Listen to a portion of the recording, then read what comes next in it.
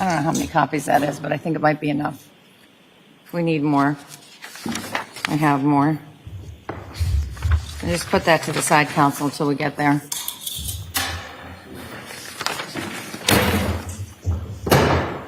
You're not sure. Oh, thank you. All right. Good morning, Mr. Walsh. I said good morning to everybody else, so good morning to you, too. Good morning. Thank you. So since the version that I sent you at 1:55 p.m., I've made the following edits, either based on prompting by you or by my own accord. So on page 9, the use of a dangerous weapon is out. On page 17, the stipulation, separate instruction, I incorporated that into the evidence instruction. On page, it was on page 19, so what I did is I just added into page 19 some text. It's the second sentence. The evidence consists of the testimony of the witnesses, as you recall it. And then I just added in there the things that were marked as exhibits and the stipulation/agreements of the parties, rather than have it as a separate to-do. Just making it a little bit more streamlined. I edited out the last sentence of graphic photos instruction on page, I think it goes to the top of full page 18 as irrelevant to this case. And I also have removed the separate section later on page 18 about opinion testimony as repetitive of the expert testimony section above.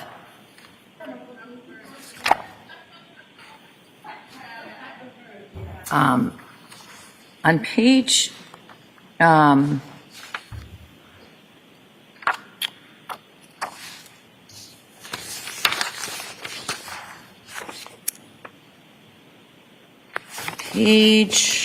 old page,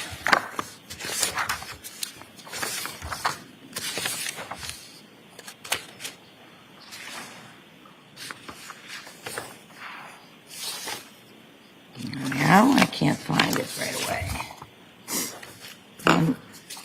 You may know where it is when you read through it. It says you'll have all the evidence with you, and I removed the non-relevant weapon and put in including the tools. But as I was thinking about that last night, mental note was, what does the Commonwealth, or how does the Commonwealth intend to safely put those tools? So what I've done in other places, or what I've seen done in other places, and it most often comes up in the context of a knife going back. I've seen other DA's offices basically take the knife and it's like they put it on a hard board and then they strap it down. So the jury can see the item but can't hurt themselves unwittingly with the item. It seems that the same could be done of the tools in this case, if you have the capability to do that. I think I've seen that done in Middlesex, Plymouth. That's how they sort of handle the issue. How are you planning on handling it? We're working on it this morning, though. Okay. So what I have in my mind, just so that, and I think law enforcement in the past has done it for the DA's office, so they may have the strapping mechanisms. But as long as I'm assured that they can go in safely to the jury deliberation room, either with a sheath cover on it or preferably strapped down to a hard board, it seems to me that that would be a good approach. Anybody object to that? No, Your Honor. We'll work with defense counsel, but we're trying to get some supplies to do that this morning. All right. We don't have any objection. So I passed out to you two versions. I went back to look at different instructions I have. I looked at a few different things, and this relates to the direct and indirect evidence instruction. And the version 1 is what I will call I put this in air quotes, I'll call it the Superior Court version of or what I most often see in the Superior Court, which is different than the District Court version, which is a little clunkier, I think. But anyway, you always like what you like, right? That is probably the more traditional, old-fashioned perhaps. As I read through it last night, I think it reads better than the version that I put into the first draft, but I don't have strong feelings about it.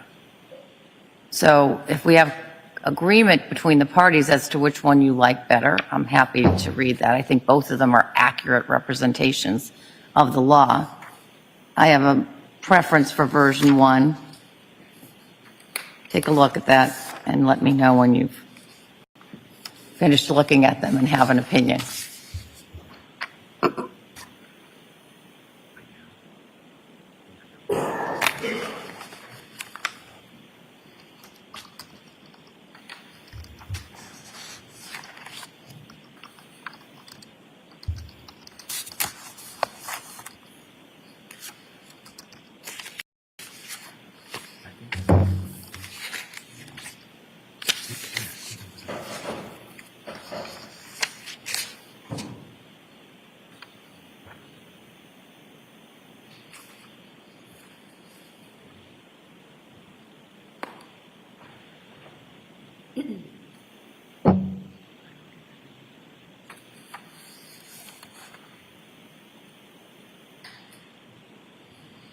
Your Honor, the Commonwealth doesn't take a position. Neither one seems Fine. reasonable. Normally, honestly, I don't spend a lot of time on this in most cases but this case is one that I spent a little more time on it. Yes, Attorney Porges. Your Honor, we're requesting version 2. So if no one else has a position, I'd ask the court to read that one. All right, which is my version 1, I guess, right? It's the version that was in the instructions yesterday. I believe so. All right. Both are correct recitations of the law, so if you wish to draw from any of them, they're all good. And I'm not sure that they make a huge difference. All right. Any other edits to the draft instructions beyond those that I've just incorporated? Your Honor, on page 12 of the 155 instruction on reaching a verdict, I believe there's some references for each charge, and I would suggest that that might have been a carryover to the plural version. The 4-person? I have page 12, reaching a verdict, the third paragraph for each charge. For the charge, yep. And then has proved every element of the charge beyond a reasonable doubt, then you should find that Mr. Walsh is guilty of the charge or just is guilty.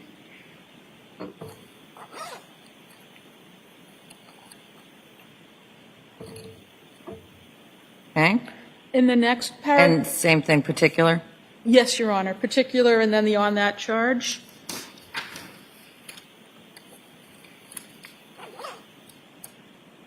I'll just end it at not guilty. Your Honor, on page 13, role of the jury, second paragraph. Do not be influenced by the nature of the, Charge? yes, Your Honor. I think I already made that change. I just didn't tell you I did.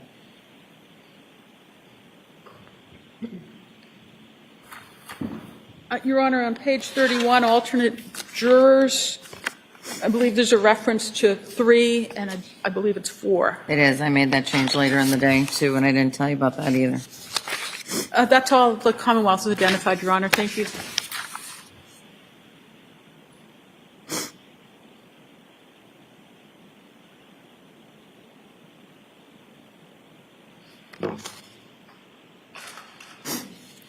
Anything additional from the defense? No, Your Honor, content, except for the previous exceptions made.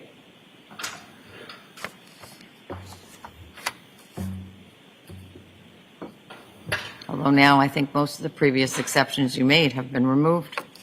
Just being cautious. But I get the point.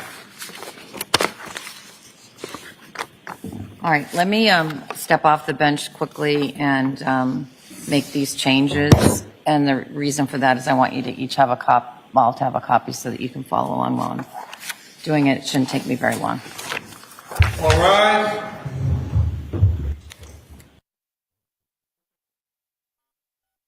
You are unmuted. Listen out, session. Turn your cell phones, please.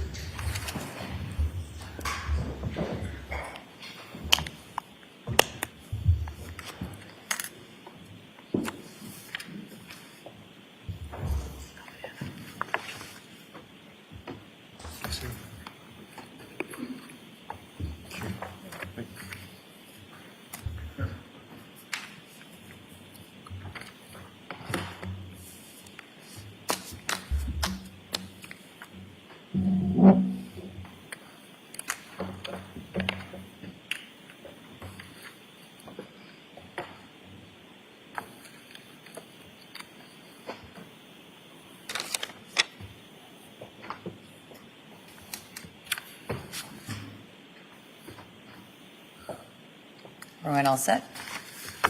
Good.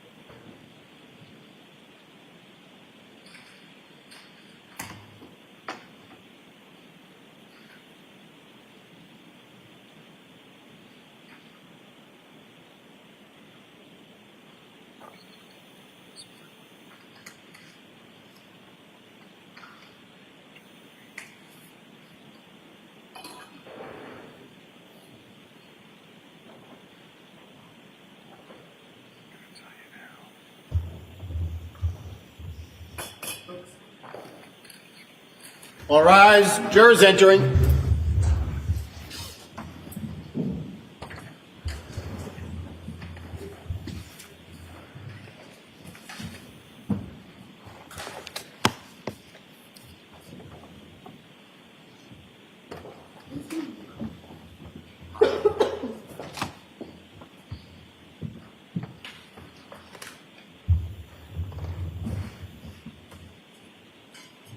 Hear ye, hear ye, hear ye. All persons having anything to do for the Honorable Justice Diane Frenier, Justice of the Norfolk Superior Court, draw near, give your attendance and you shall be heard. Let's have the Commonwealth of Massachusetts in this honorable court. Please be seated. Please turn up your cell phones.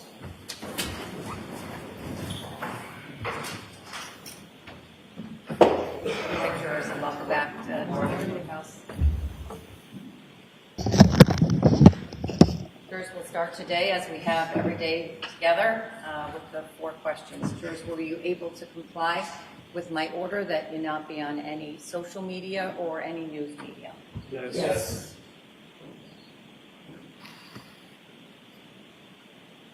And were you able to comply with my order that you not do any research about this case? Yes.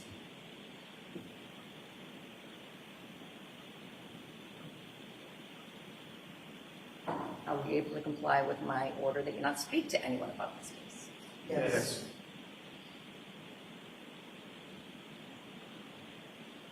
And do you all still have open minds? Yes.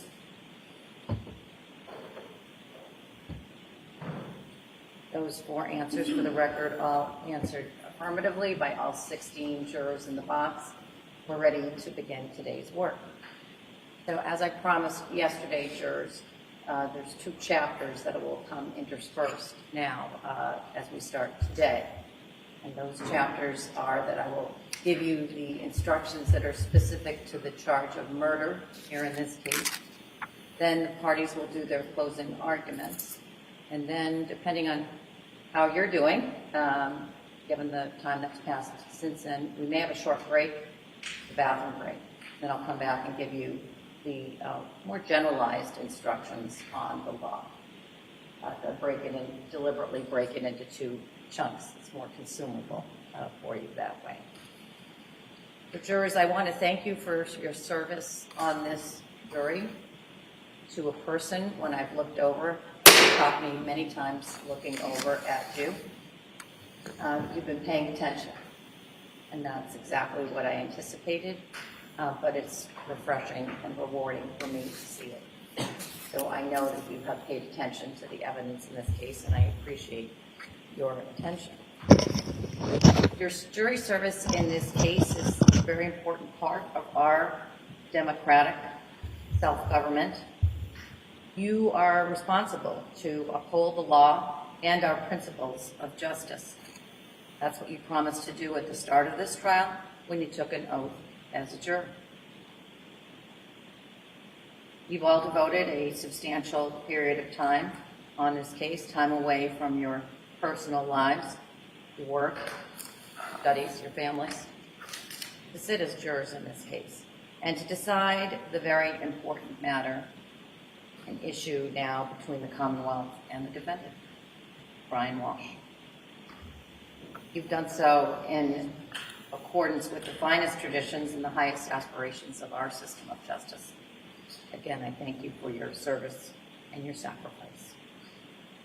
You must now consider all of the evidence, decide who and what to believe, and decide whether the prosecution has proved beyond a reasonable doubt that Mr. Walshe is guilty of the crime of murder. The final part of this trial, as I said, will take place in those 3 steps. First, I'll give you on the law that is specific to the charge in this case. Then the attorneys will make their closing arguments, in which they will highlight the evidence that they think is important and will argue in favor of the conclusions that they ask you to make. Defense attorney, Attorney Tipton, will argue first, and the prosecutor, Assistant District Attorney Yaz, will argue last. After the closing arguments, again, I'll give you those generalized instructions that will help guide your evaluation of the evidence and your decision-making and your deliberations as jurors. And then you will work together to reach a unanimous verdict. Please pay careful attention to all of my instructions. All of my instructions are important, and you must follow them, whether you agree with them or you do not. To make sure that I give you the instructions accurately, you can see that I'm generally reading them to you. You will also get written copies of the jury charge, the jury instructions, in the jury room when you deliberate the case. I do my best to make sure that the instructions that I'm giving you while I'm speaking match these written instructions. If there is any difference between what I say aloud and the written instructions, please follow what I say aloud. So let me start with the prosecution's burden of proof, and I'll start with the presumption of innocence. There is a fundamental rule that applies in all criminal cases, including this case. Every person who is accused of a crime is presumed to be innocent of that crime. Mr. Walshe is presumed to be innocent of the charge in this case. That means that you must consider Mr. Walshe to be innocent unless the prosecution has proved beyond a reasonable doubt through evidence presented at the trial that Mr. Walshe committed the crime charged. And I will explain what I mean by reasonable doubt in a minute. Mr. Walshe does not have to do anything to convince you he is innocent. He does not have to explain anything to the jury. Mr. Walshe does not have to testify, call or question witnesses, or provide any evidence at all, because you must presume he is innocent. Instead, it is up to the Commonwealth to prove the charge against Mr. Walshe beyond a reasonable doubt. This burden of proof never shifts to the defendant. After you have considered all of the evidence carefully and fairly, if you have a reasonable doubt about Mr. Walshe's guilt on the charge of murder, then your verdict must be not guilty. You may find Mr. Walsh guilty of the charge of murder only if all 12 deliberating jurors agree that the Commonwealth has proved the charge beyond a reasonable doubt. So, the burden is on the Commonwealth to prove beyond a reasonable doubt that Mr. Walsh is guilty of the charge made against him.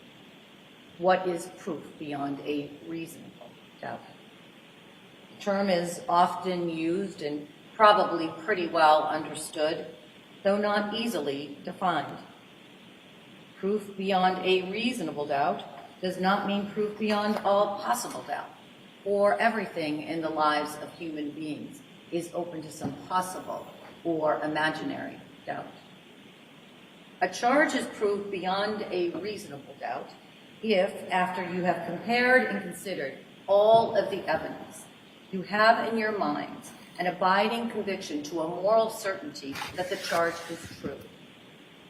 When we refer to moral certainty, we mean the highest degree of certainty possible in matters relating to human affairs, based solely on the evidence that has been put before you in this case.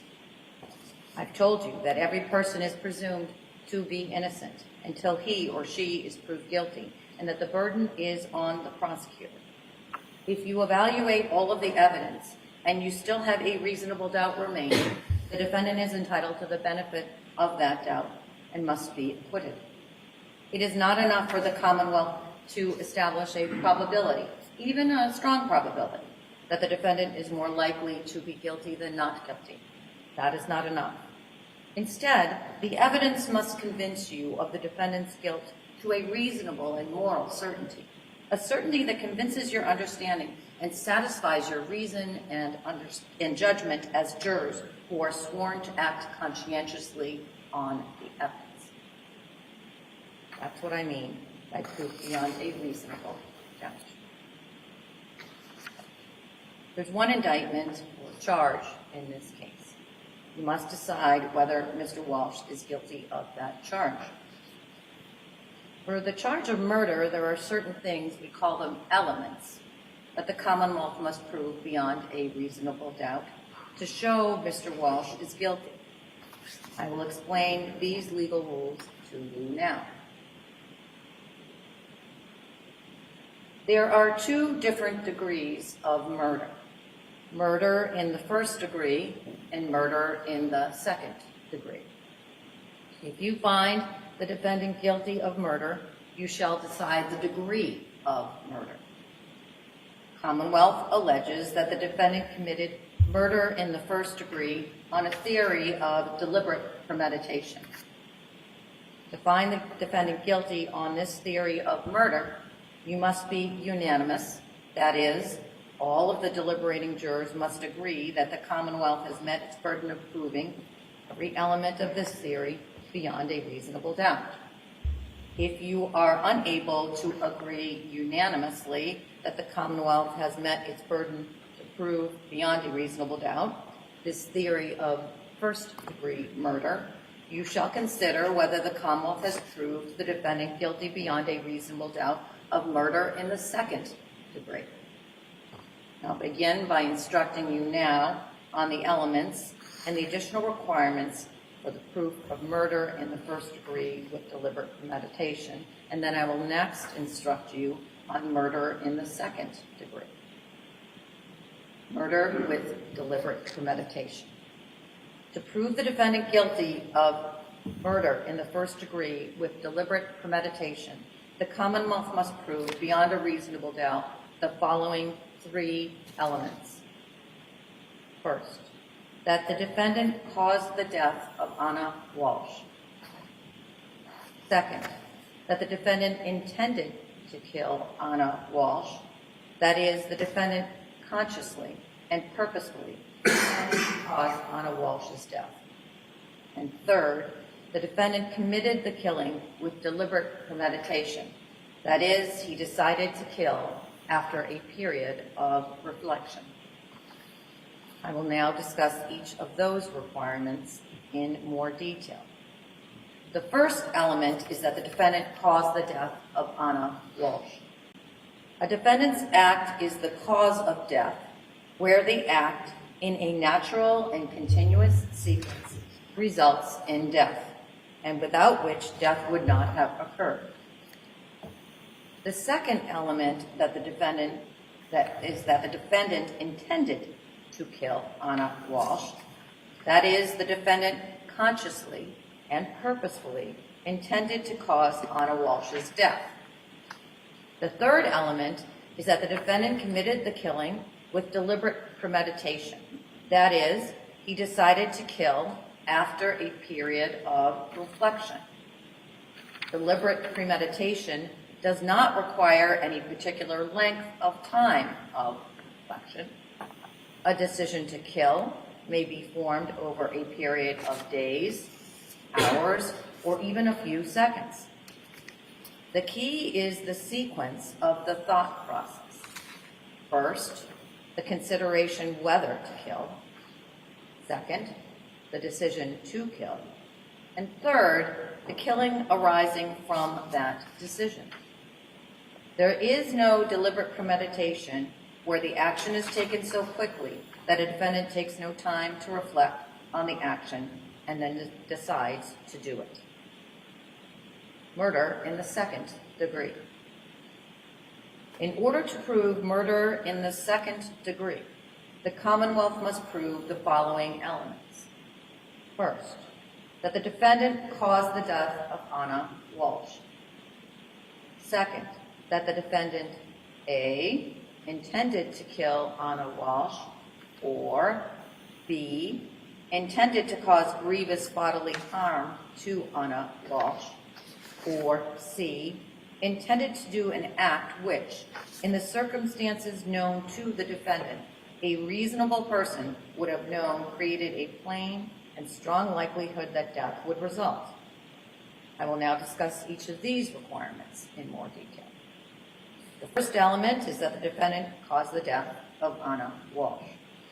The defendant's act is the cause of death.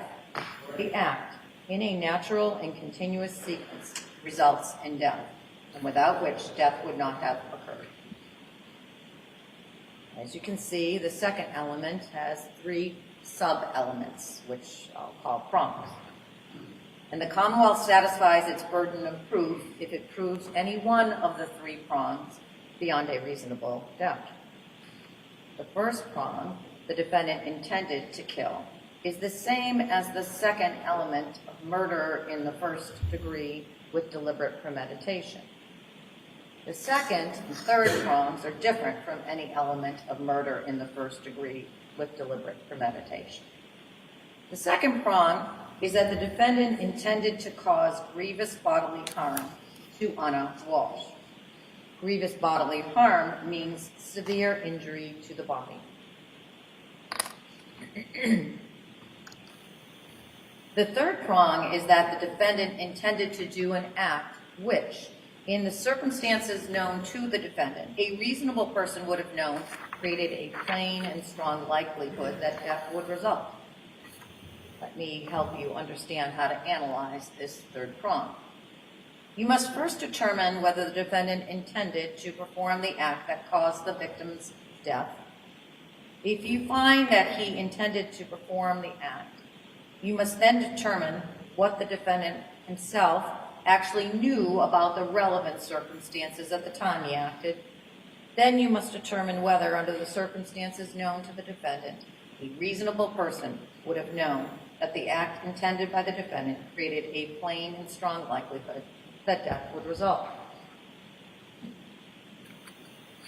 Let me give you some supplemental instructions relevant to the charge of murder. The definition of death. Death occurs when the heart has stopped long enough to result in complete and permanent loss of brain function. This complete and permanent loss of brain function occurs when, in the opinion of a licensed physician based on ordinary and acceptable standards of medical practice, there's been a total and irreversible cessation of spontaneous brain functions and further attempts at resuscitation or continued supportive maintenance would not be successful in restoring such function. Next, the jury's obligation on guilt or innocence. You've been instructed on two theories of homicide in this case, murder in the first degree and murder in the second degree. If the evidence convinces you beyond a reasonable doubt that the defendant is guilty of a criminal offense, you have a duty to find the defendant guilty of the most serious offense that the Commonwealth has proved beyond a reasonable doubt. If the evidence does not prove beyond a reasonable doubt that the defendant is guilty of any offense charged, you must find him not guilty.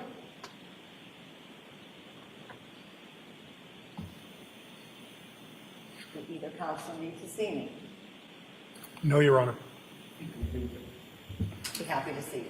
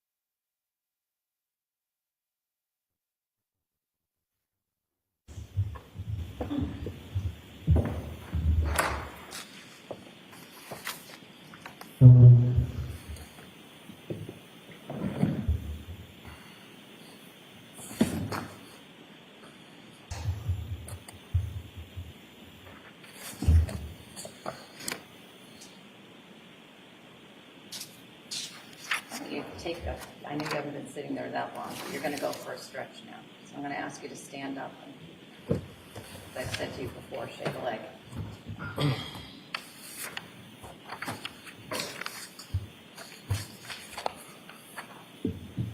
And when you're ready, please be seated.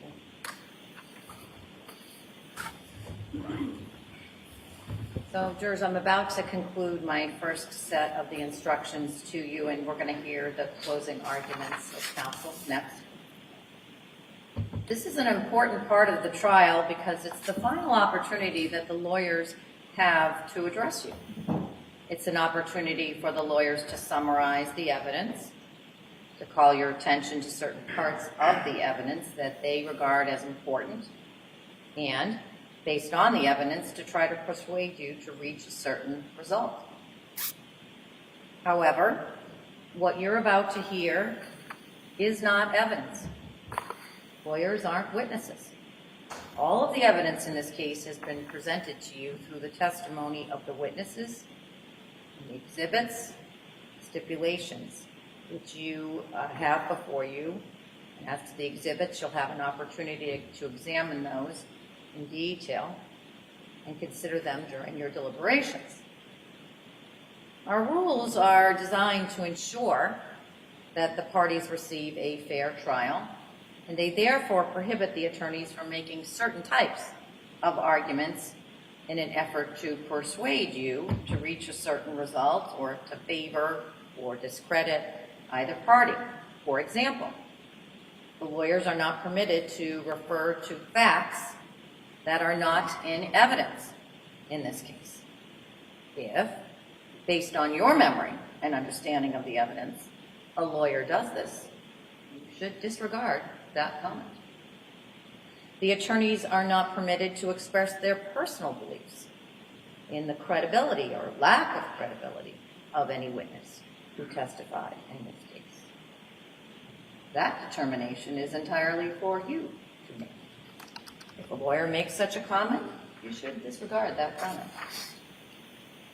This case must be decided based solely on the basis of the admissible evidence and the law that I'm teaching to you. Attorneys are not permitted to persuade you for or against either party by appealing to human passions or prejudices. If the lawyer makes such a comment, you should disregard that comment. If you become conscious of any passion or prejudice as you consider the evidence and engage in your deliberations, you must put these feelings aside and not permit them to influence your thinking. With that, we'll turn to the closing arguments. As is the custom, we'll hear first from the defense. Attorney Tipton.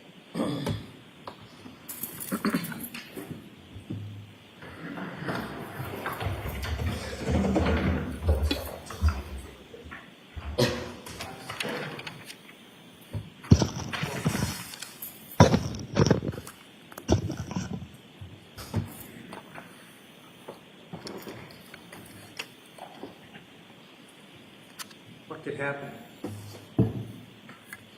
to a loving father and a loving husband? They're making line of police for 4 days. Search for the unspeakable on the internet. Exposed body of the woman that you adore. Government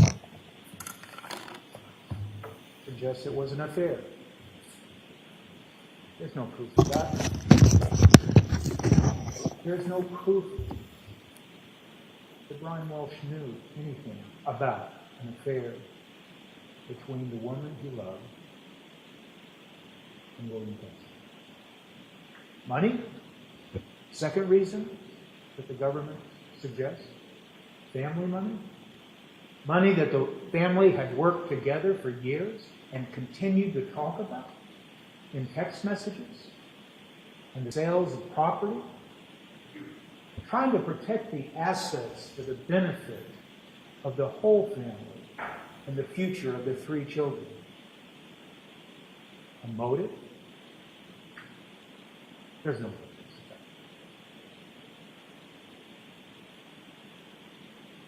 Refusal to consider prison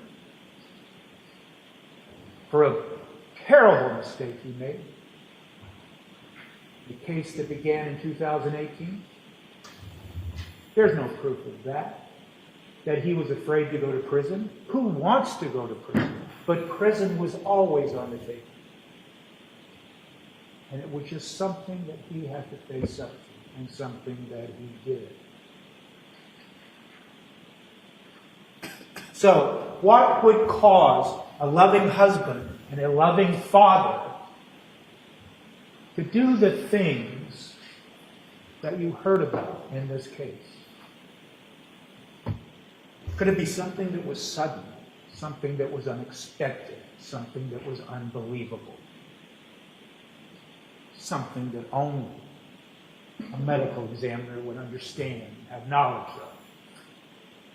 But not a man like Brian Walsh. Something that is terrifying, something that defies logic when it happens. How do we know that Mr. Walsh was a loving father and a loving husband? We know from much of the testimony of Jim Mutlow. We know from simple testimony from Julie Basler from KinderCare.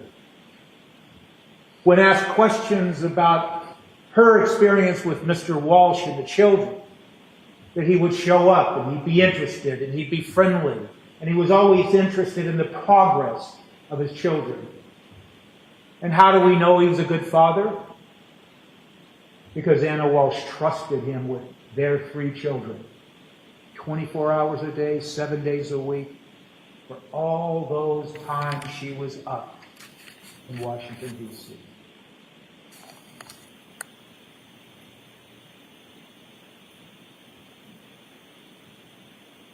The unthinkable happens. It happens in a variety of ways. And the Commonwealth must prove to you beyond a reasonable doubt that a homicide occurred, that a killing occurred. Nothing proves that beyond a reasonable doubt on the facts and circumstances and the evidence given to you. There's evidence that he lied to the police. There's evidence that he searched the internet. There's evidence that he disposed of a body. But there is no proof in all of the evidence that you have heard and been presented that he ever once thought about harming the woman he loved. That he ever thought about harming the woman he loved. That he ever planned to harm. That he ever intended to harm.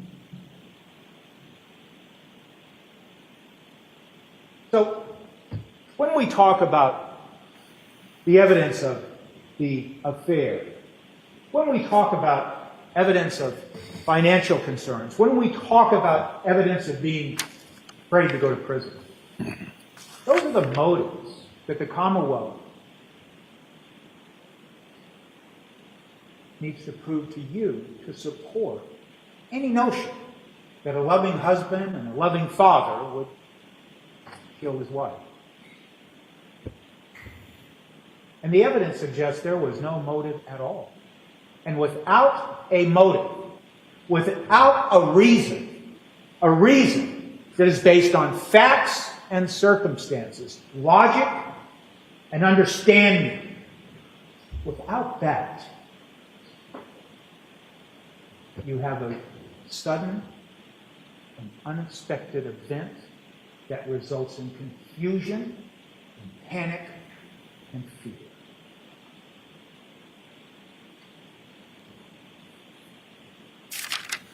All of those things that are so troubling and horrific that you've heard evidence about, they may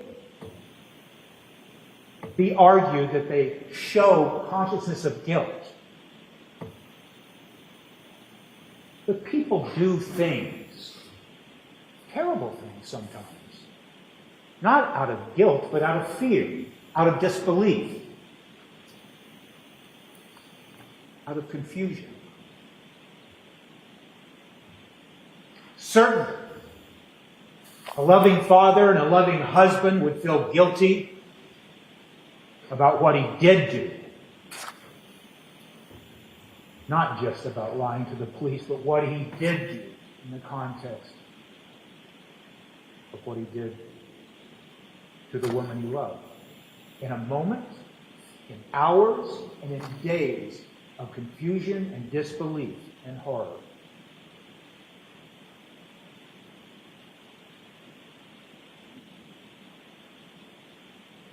But that feeling of guilt had nothing to do with the killing, because he never killed Anna Walshe. You will hear arguments, but you've seen the evidence that might evoke emotion. Who wouldn't feel emotional in what you've heard, what you've seen? But your obligation, and I don't mean to sound like I'm lecturing you at all. Her Honor will instruct you on the law, and that is not my province, but you cannot base your verdict on sympathy for Anna Walshe. You can't base your verdict on anger to what Mr. Walshe did. You can't base your verdict on passion, based on the evidence that you've heard that is upsetting and terrifying and at times disgusting. But that's not what you can do as jurors in this case.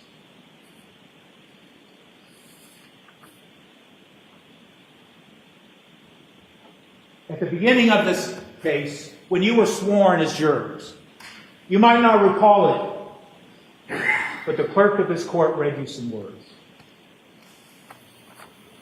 To this indictment, the defendant pleads not guilty.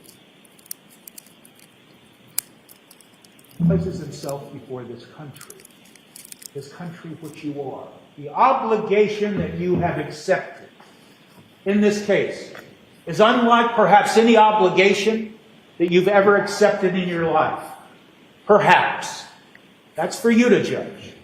But your obligation requires that without passion and without anger and without sympathy, that you assess the facts as troubling as they are and at times as horrific as they are, and make your verdict rest on the evidence and nothing less and nothing more.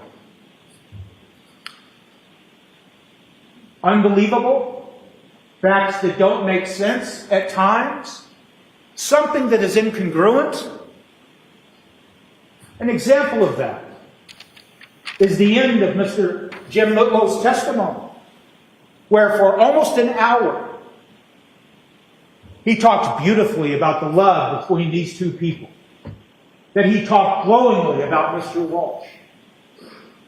And then toward the end of his examination, he wanted to say something about now he was thinking there might have been some kind of problem. And reflect upon the evidence that he gave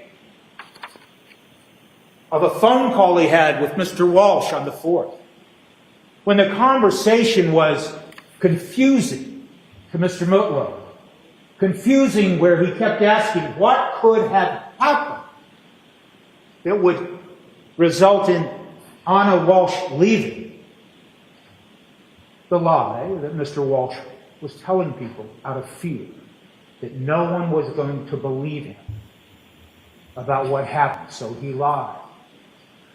But consider the way that Mr. Mutlow had a terrible time trying to understand that. And why? Because he knew both of them. Because what he was thinking, why would Anna Walshe leave? They love each other. I know them both. It makes no sense. And that is what happens when something happens that is totally confusing. You just can't believe it. And you seek answers. You yearn for answers that make sense of something. And when something sudden and unexpected happens, something tragic, your ability to come to terms with it, when it's such a dynamic, such a tragedy, you change. You change.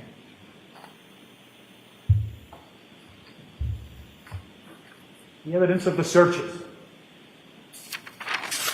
The dark, troubling evidence of the searches.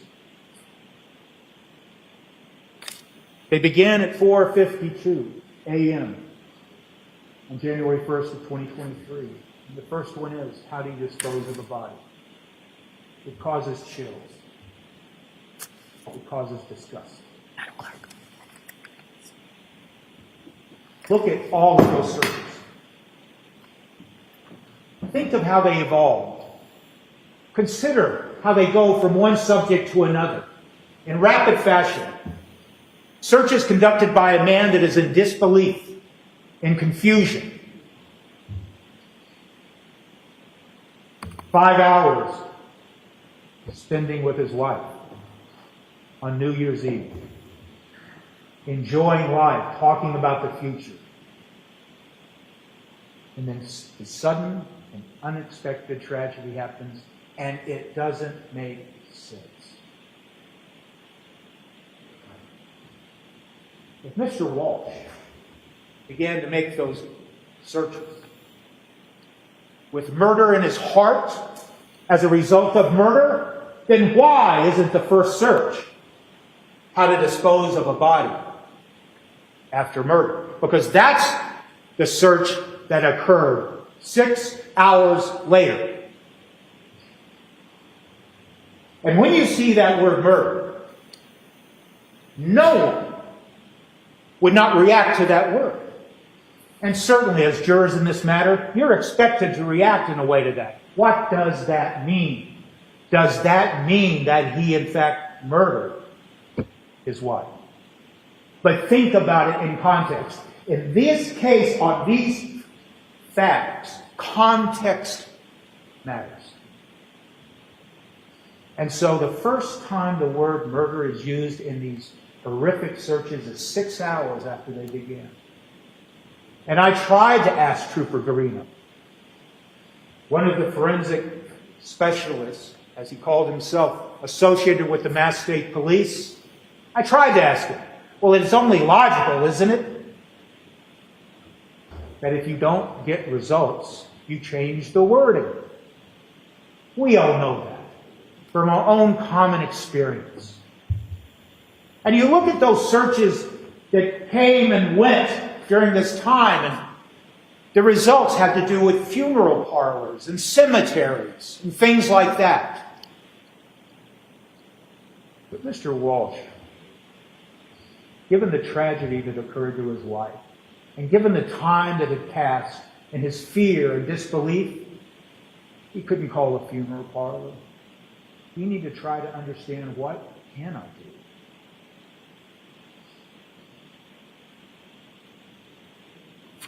Then the searches become darker. They become more upsetting. Now the thought is dismemberment. And there's searches like that. You've heard about them. You'll read about them. And then you see searches that cover days. And there's searches about cleaning. And there's searches about how to clean up. You'll read them. And even though they don't talk about murder, they are equally upsetting, because you're thinking, as jurors in this case, he's thinking about cleaning up the basement. He's thinking about how you clean a concrete floor. Context. 1,034 pages of digital data, 3,667 records taken from his MacBook. Not one record, not one page refers to any plan. Not one record, not one page refers to any intent to kill. Nothing. So keep it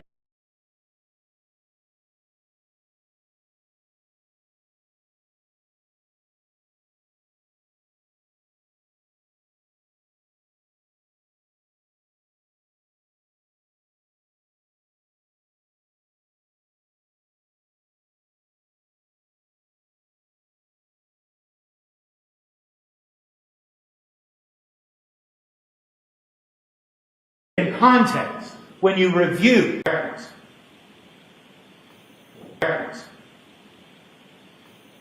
I suggest to you respectfully, you are the jurors. What is the evidence of premeditation?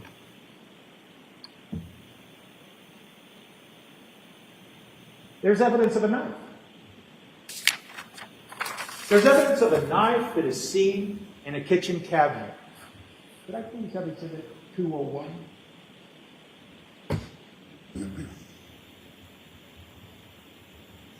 And next, exhibit 202. And finally, exhibit 203. The knife. It was above a refrigerator. It was in plain view. Had no visual red blood stain. And yet the government wants you to think about this knife. So think about it. Don't ignore it. Do not refuse to consider it. Of course you will, but think about it. In a cabinet above a refrigerator. And they first test it with some screening test. That doesn't prove that it has even blood on it. And they take it, and they should. And then, what happens is everybody loses interest with the knife. Everybody, the Mass State Police, the crime lab. There's no further testing of this knife. And ask yourself, if that knife is to be considered a weapon used, then why is it in that cabinet? You have heard evidence of bags and bags being thrown in dumpsters over a period of days. The government wants you to think that Mr. Walshe killed his wife and perhaps used this knife. Then why was it sitting in a cabinet days later in open view for the police? What logic is that? And there is no proof that it had one piece of biological evidence on it tied to any killing or any harm. And they simply lost interest in it. You can take it down now.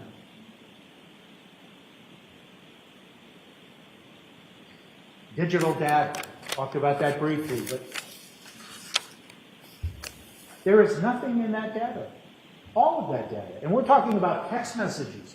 We're talking about backbook searches. We're talking about the life that's embodied in computers that this day and age we know apparently keep track of everything we do and to some extent everything we think about. Because that's how the government is using that data. They ask you to look at certain things and indicate and try to argue that, oh, this is what he was thinking. So look at it and judge for yourself. What's in this data that demonstrates premeditation or intent to kill or intent to harm? You have heard and seen much physical evidence.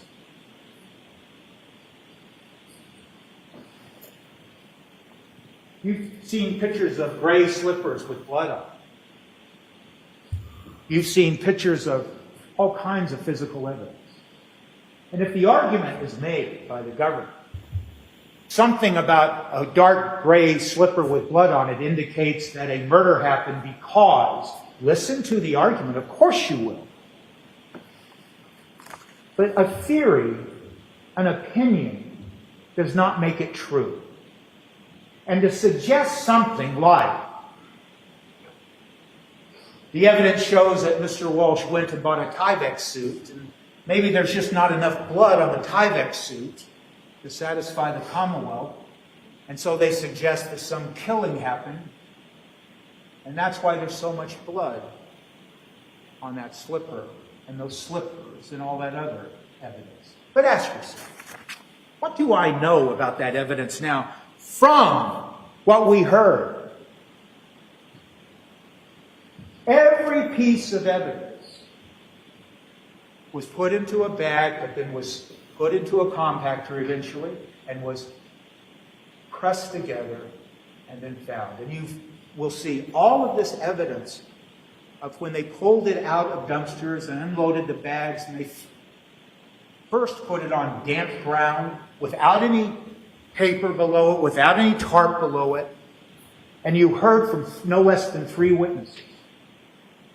Mr. Gould from the Mass State Police Crime Lab, Mr. Sheehan from the Mass State Police Crime Lab, and Ms. Salim from the DNA unit. They all consistently said cross-contamination or transfer. They used different terms, but they all agreed. So the evidence, the physical aspect of the evidence, the thing you see in the photographs, the thing you see now, if you open up one of the bags and take things out, is not representative, or may not be representative, of how it looked before. And you must consider that. So when the government makes an argument based on the state of the physical evidence as it appears now, ask yourself, maybe that makes sense, but maybe there's another way of thinking about it. And why is that important to your deliberations? Because you are allowed to rely on what's called circumstantial evidence. You're allowed to rely on inferences. And Her Honor will instruct you on that. I will not. But whatever reason and basis you have for making your choice and determining your decision must be reasonable. And if you, as jurors, talking amongst yourselves, find that some of your fellow jurors say, well, I think maybe it means this, and I believe this, and your other jurors, fellow jurors, say, I think this, and I believe this, you'll all consider it. But if you don't agree, then you have to ask yourself, is that inference reasonable? Is that circumstantial evidence built upon inference? Is that reasonable? And can I use that? And should I use that to try to reach a verdict under a standard of reasonable doubt or moral certainty?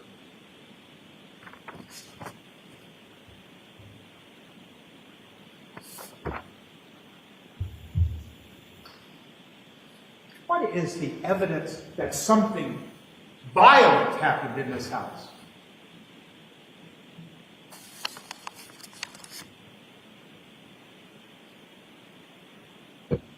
I went through every room as best I could with Mr. Sheehan.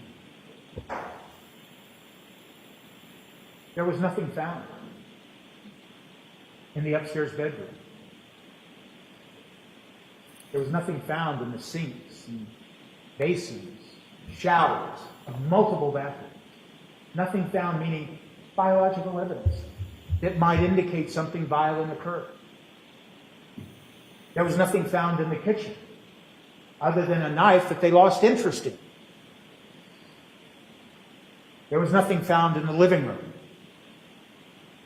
that had padding around the fireplace to protect the children from falling. There was nothing in that bedroom where Anna Walshe, Brian Walshe, as adults, enjoyed their life together and had spent their life together, perhaps every night, before she moved to D.C. to take that job. How do we know that? We know that because the photographs show there was nothing there. Even what was characterized as red-brown stains on curtains in the bedroom turned out not to be blood at all. We know that because trained examiners from the Mass State Police examined probably every square inch of that house. We know that because we saw photographs in her testimony about floor that was dug up based on their experience and training. That biological evidence, like blood, can fall between the cracks of flooring and reside on the subfloor. And so they tore the floor up, and you saw those photographs, and you'll have them. And nothing was found. Nothing at all. I asked Mr. Sheehan about blood spatter, and he forthrightly and honestly said, I'm not a blood spatter expert. But he explained it sufficiently to you. Someone wielding a knife for a weapon and causes blood to let out of a body, and you look for blood that has spattered with directionality. Nothing. Nothing in the bedroom, nothing in the living room, nothing in the bathrooms. No evidence that blood drained down the drains. Could I have Exhibit 217, please? That test that I asked Mr. Sheehan about, the Serotek Hem test, that checks for hemoglobin, for blood, that test, he agreed, can detect blood at the sensitivity of 20 nanograms per milliliter. 20 nanograms. A nanogram, as he agreed, 1/1,000,000th of a gram. Think of how minuscule that is. And they used that all over the house. And so the government elicited questions and answers from many of their state police, the 10 or 20. They didn't call everybody. That's up to them. But apparently there was no need to, because 10 people or more, as Mr. Sheehan had described to you, he was estimating, He was trying to be as honest as he could and credible, and he was. 10 people pouring over that house all day on January 8th. 10 more people or more pouring over that house on January 9th with their tools and their experience, and they don't find anything except multiple bloodstains where? In the basement. In the basement. On the concrete floor. Ask yourself, when you heard testimony that Mr. Walshe attempted to clean, and so therefore they couldn't find evidence in the other parts of the house because he cleaned it, well, ask yourself, wait a minute. Is that logical to suggest that he cleaned the bedroom up so well nobody could find a thing? He cleaned the living room up where the rug may have been, and they couldn't find anything. Well, then you see those searches where he searches specifically for how to clean concrete. So you might infer, and it might be a reasonable inference, that he attempted to clean that concrete floor. And yet, what was found on the concrete floor? Multiple red-brown stains that turned out to be blood, and in some instances, we can all agree, based on the testimony of Ms. Salim, the profile of those blood drops matched the profile of Anna Walshe. So to suggest that Mr. Walshe did everything he could to clean the basement concrete floor with hydrogen peroxide and mops and cleaning fluids, only to have blood found on the floor, defies a reasonable inference that he was able to clean any part of that house sufficiently to avoid detection. And why is that important? Because nothing violent happened in that house, and that's why there is no biological or blood evidence anywhere in that house.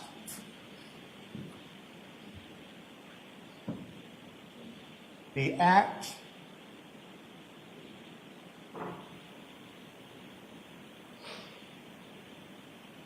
of trying to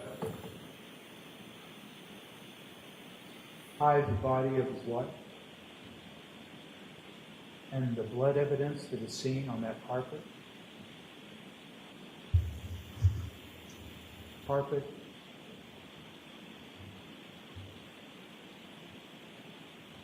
That's what happened. There's no blood in the living room. The inference might be that the carpet was taken downstairs. Because you can look at those pictures. You can look at the physical pieces of carpet, and you should. If there is no evidence of any killing that happened, and there's no evidence that anything was done before Mrs. Walshe died, and there's no evidence of premeditation or anything, there is evidence of lying and disposing of the body.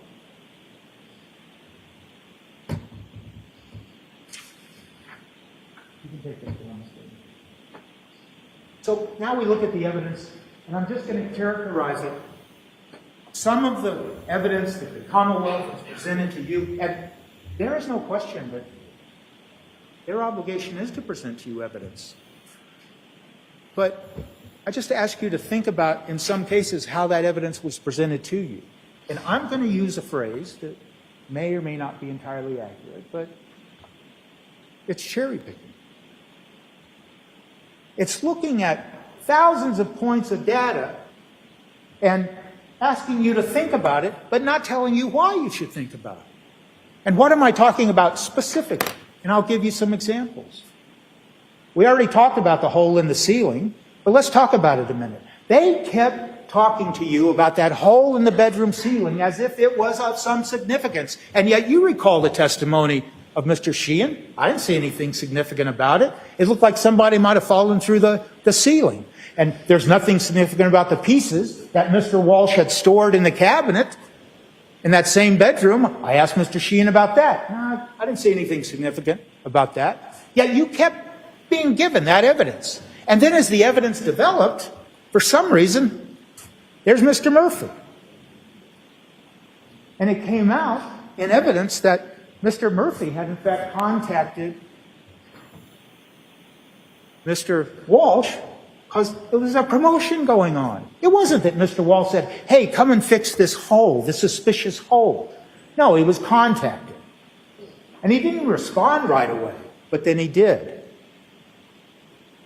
And for some reason, they keep insisting that that hole is of some significance, but they don't tell you why. They just give it to you. They do the same thing with the searches. Remember when Trooper Keefe was sitting right here and he's asked to look through those thousands of,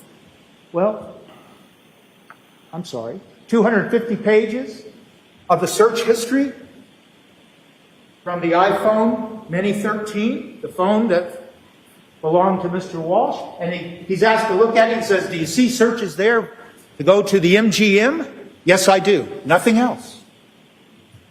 No explanation why that is significant, why it's important to try to determine if a man committed premeditated murder. You're just throwing out pieces of evidence. Why?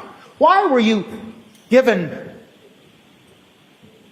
Why was Trooper Keefe asked to tell you about a song, a partial song title? And when you go over that evidence, look through there if you choose to, and I will encourage you to do that. And you see song after song and movie title after movie title. Why is it that the government throws that at you and says, think about this? For what reason? And then they present to you through Trooper Garino something about a porn movie. I'll just take this opportunity right now to apologize to each and every one of you for some of the questions I asked. But it just didn't make sense that you would take that type of evidence and suggest that it has anything to do with determining whether someone committed deliberate, premeditated murder because there's a word in the title of a movie. And that's what I'm talking about, the quality of some of the evidence here, thrown at you as if it means something, that it's significant, and yet here you are being asked to determine if someone, Mr. Walsh, committed premeditated murder with a specific intent to kill the woman he loved.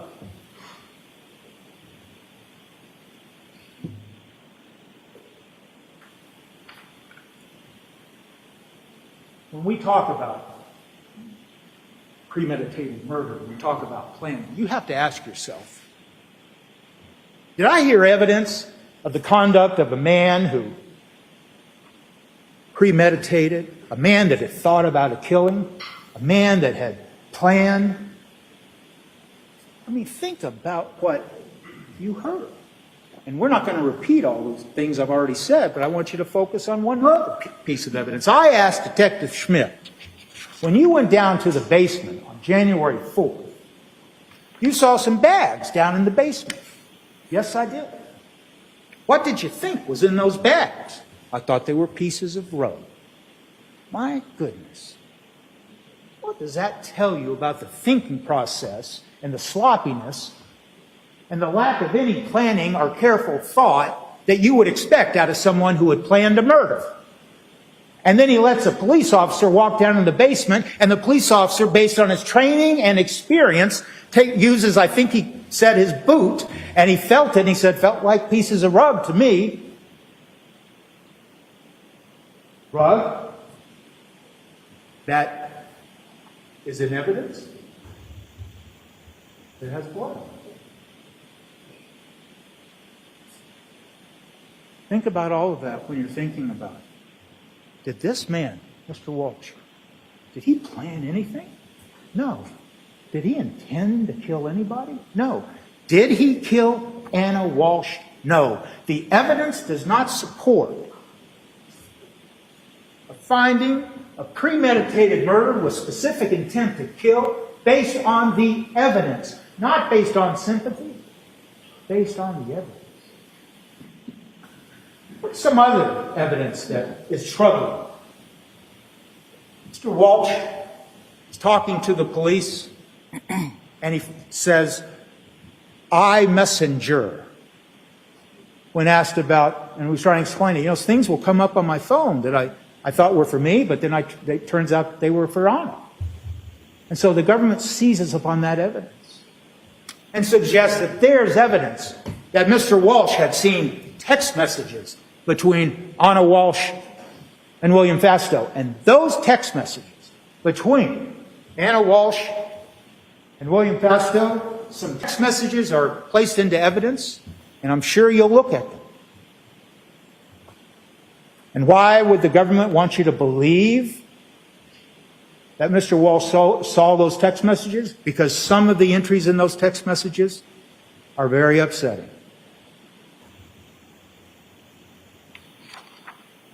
They may very well enrage a husband to read about what was going on in those text messages. So you'll look at them. But ask yourself, as you look at them, and perhaps as you think, I could see that might upset, that might put somebody in a rage. Problem is, there is absolutely no evidence that Mr. Walshe ever saw any text message because he was trying to say, I messenger, and now you know from the testimony of Trooper Keith, there's no such thing as I messenger. We're talking about Facebook Messenger. But the important thing is, there is no evidence in all of the digital data that you have before you, in all the digital data that they examined, that Mr. Walshe ever saw anything going on between his wife and William Fastow. And when you look at those text messages, and you might have some question about it, and if the government stands up and says, well, he saw those because he told them that he was seeing iMessenger, which doesn't exist, then ask yourself, why is it then that on New Year's Eve, Anna Walshe is taking all these photographs? It's festive. It's a lovely situation. And she says, in the presence of Brian Walshe, as she and Jim Mutlow were taking photographs, hey, why don't we send a photograph to Will Fastow? And was there any evidence that he reacted, Mr. Walshe? No. And when asked by Attorney Porges, well, so what happened next? And Mr. Mutlow really took efforts to remember, and then he said, oh yeah, that happened right before the young boy woke up and came downstairs, and that was around 10:30. So if you just think about that, then the festive and jovial celebration continued for another 2 hours. There is no evidence that he reacted. Mr. Walshe reacted to them sending a photo. Why? Because he knew his wife had a crush on Will Fastow, and it didn't even make him jealous. And how do we know that? Because she told her friend, Alyssa Kirby. And Alyssa Kirby was asked, and she said, Anna told me that he didn't get jealous. He's not the jealous type. In fact, I wish he was more jealous. Please consider that in the context of this notion that the motive for a killing that did not occur, but the Commonwealth's theory of a motive is anger over an affair. There's no evidence of that.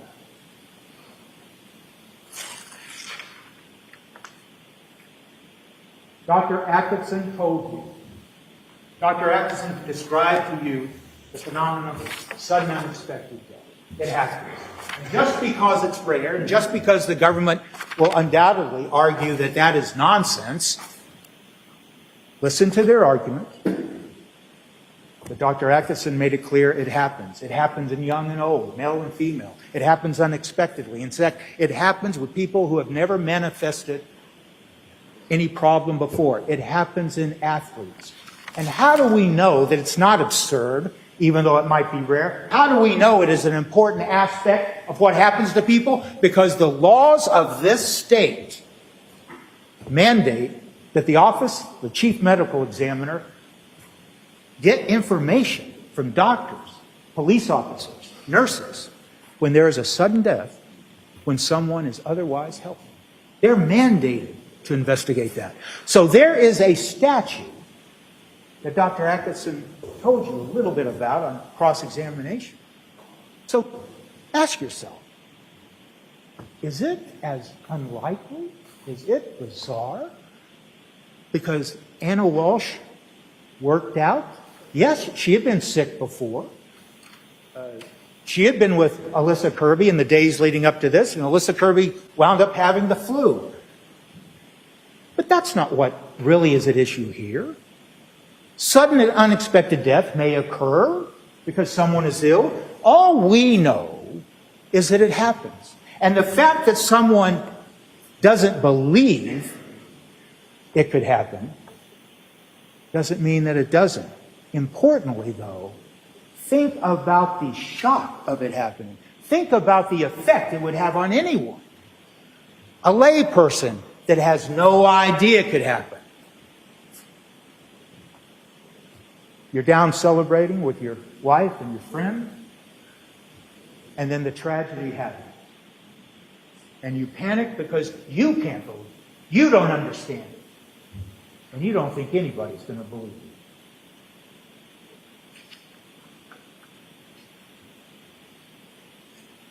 Context. I walked Trooper Keith through all of that information, something that he had not done yet. And so what did you hear? We went methodically. Sometimes, I'm sure for some of you, it was a little painful. It took a little while. But we went through hour by hour, day by day, that basically was the life and the experience that Anna Walshe and her husband, Brian Walshe, were going through in just the days leading up to January 1st of 2023. And what do you see? And you'll have that evidence. You won't have it compiled in the way that I presented it to you, because Trooper Keith never saw fit to assemble it in a way where you could really see what was going on. But what do you see, and what did you learn from the evidence? Two people communicating by phone and by text, talking about sales of property, talking about investments, talking about the future,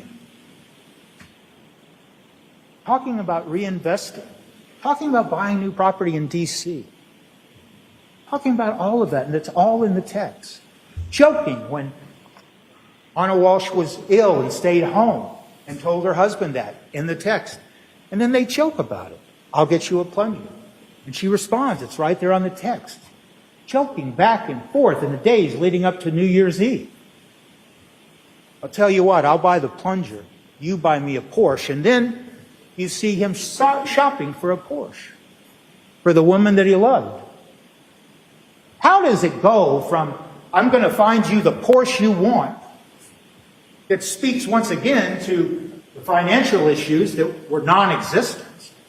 How does it go from that to someone who is purportedly premeditating and intending to kill his wife? And those texts lead right up until she arrives by plane in Cohasset to celebrate. So, context. Once again, divorce? About 11 minutes of talking about divorce and searching about divorce in 7 days of phone calls. And how did that divorce search come up?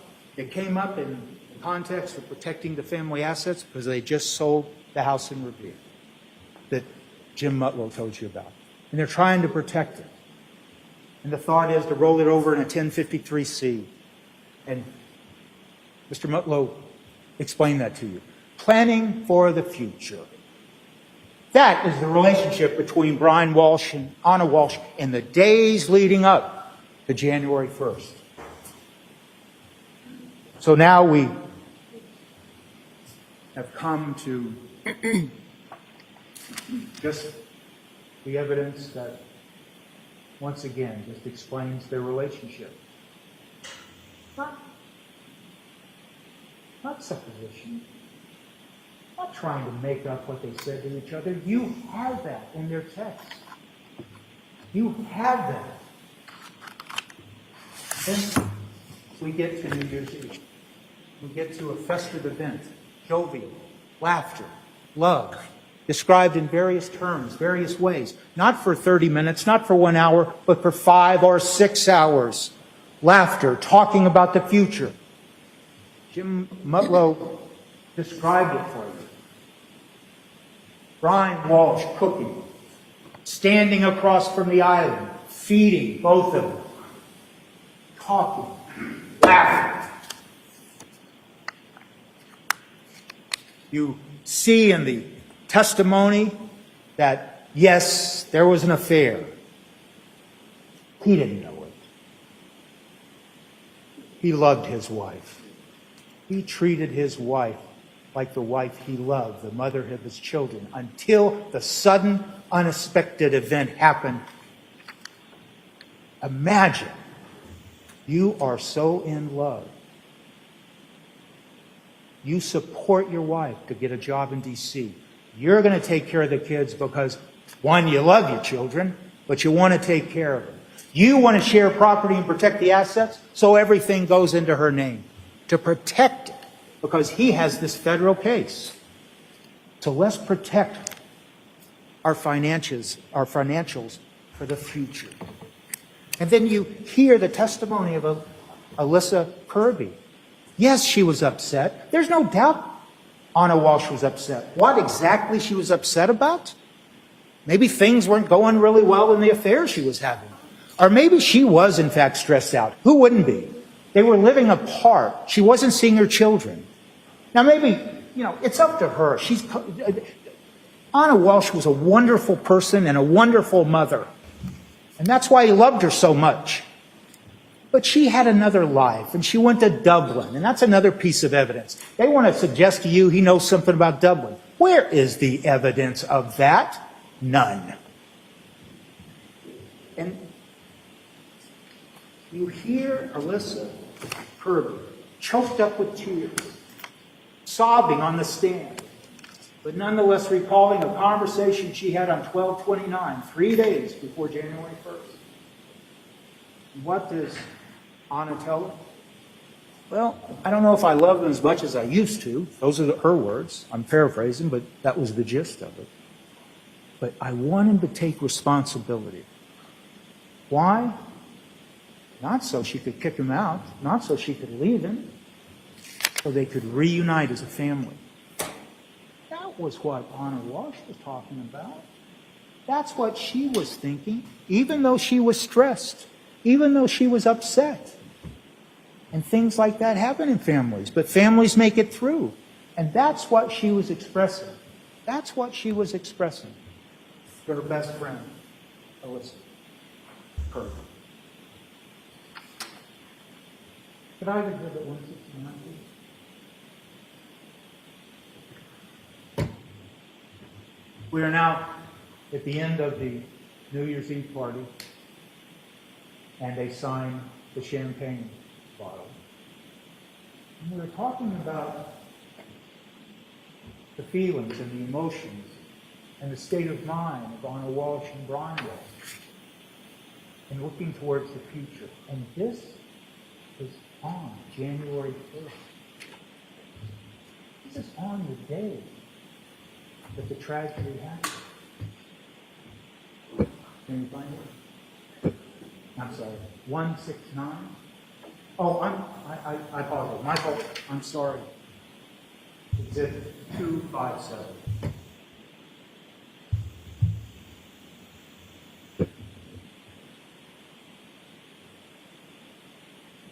And that's the champagne box that was signed. And what are the words?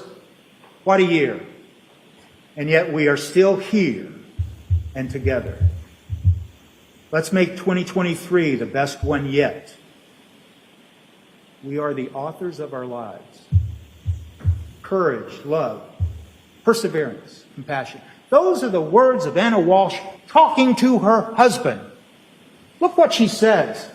What a year, and yet we are still here. What does that tell you? Yes, they had been through a lot. She missed her children. What mother wouldn't? But they were working toward the future. And one final thing about the state of mind of Brian Walshe at this period of time. He made reservations for a New Year's Day dinner so he could be alone with his wife. And the evidence of that is in these records. And I'm not going to have it called up. I'll just tell you. Exhibit 79, page 186, record 682. That's the data. He's researching where to take her out. And you'll see a reference to Nightingale, a restaurant that I asked Trooper Keefe about. A restaurant that's right on the line of Marblehead and Lynn. Exhibit 59, at 12:27, those records indicate that Mr. Walshe credit card used to reserve dinner for $573.76. So him and Anna could spend New Year's Day celebrating. And Exhibit 170, a text from Nightshade Restaurant itself acknowledging the reservation. And those were the plans that he made. And the government will suggest that's some kind of evidence of premeditation. Well, it's not any evidence of anything but love. And I'll just tell you, when you look at that evidence, you'll see that that email exchange was deleted. It's right there in the evidence. And then you heard the federal probation officer saying he wouldn't be allowed to go there. He'd have to get permission. So yes, did Mr. Walshe lie to his probation officer for what reason?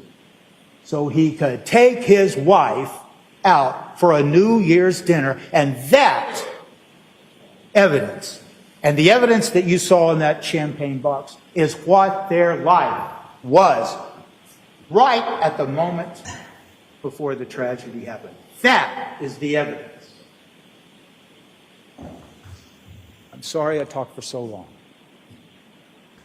I apologize. Mr. Walshe loved Anna Walshe, the mother of his 3 children. There's no evidence that he deliberately premeditated a murder. There's no evidence that he ever intended to kill Anna Walshe. None whatsoever. Mr. Walshe is not guilty. He's not guilty of murder. Thank you.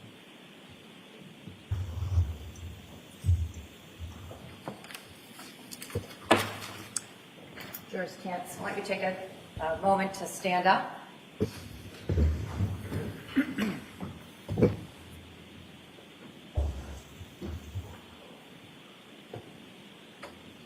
Everyone good?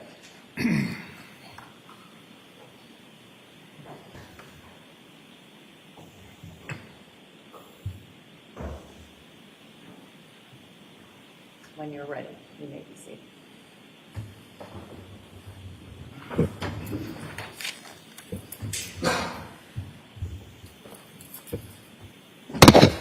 Now we'll hear the closing argument of the Commonwealth. ADA, yes.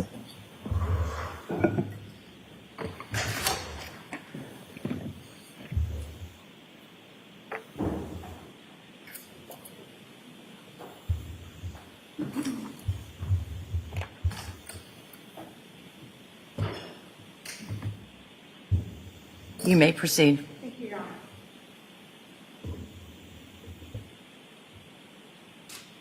Anna Walshe is dead. Anna Walshe is dead. because he murdered her. And he intended her death. Anna Walshe is not missing. She never walked out of her Cohasset home on January 1st of 2023 between 6 and 7 a.m. to take an Uber to Logan Airport. She wasn't going to D.C. for a work emergency. There was no emergency. She didn't say goodbye to her son. That's just a story that the defendant told people.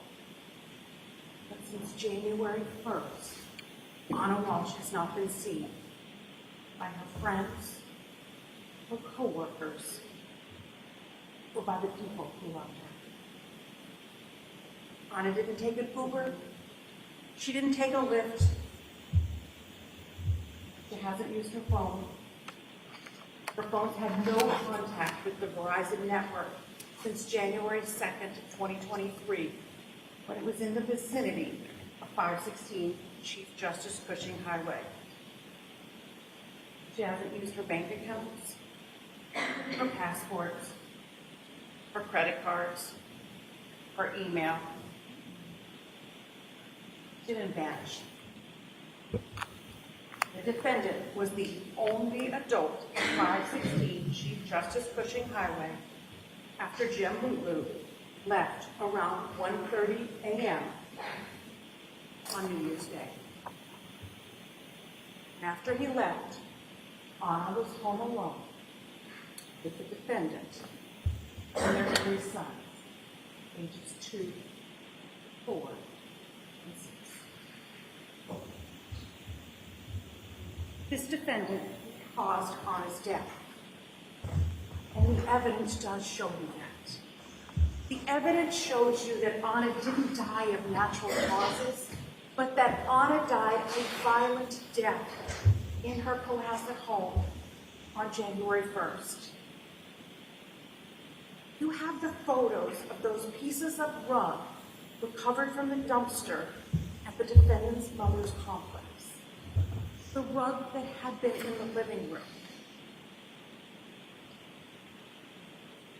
You have the photo of Anna in the living room on top of the rug. And the photo shows that there are wood floors in that room. There's blood on that rug. The rug was recovered from the compactor outside of the defendant's mother's apartment and taken to the office of the chief medical examiner for examination. And Dr. Atkinson found a blood clot and a piece of Anna's Gucci necklace embedded in one of the cut-up pieces of rug. So look at the piece of metal stamped Gucci. It didn't break on its own. The rest of the necklace is missing. This is the necklace that Will Fatsow said that Anna often wore. Look at the slippers from the dumpster. The 2 pairs of adult slippers. The dark gray slippers have hair and blood clumped to the bottom. And the DNA testing tells you that the slippers had the DNA of Anna Walshe and the DNA of the defendant. Then there's the bathrobe. And there are 2 bloody white towels. A towel was tested and had Anna's DNA. Why did the defendant throw those items out? Because they had Anna's blood on them. And the evidence shows you this because the defendant was researching cleaning. How to clean blood from wood floors. Does dishwasher clean blood? Is it possible to clean DNA off knife? The defendant still had a cut on his thumb on January 9th, 2023. And on January 1st, before he even went to Lowe's to buy any cutting instruments, An initial stop that he made when he left his house was to go to Walgreens to buy antibiotic ointment and Band-Aids. Then he went to Bin and Liquors, where the manager identified the defendant, and the defendant threw a bag into the dumpster.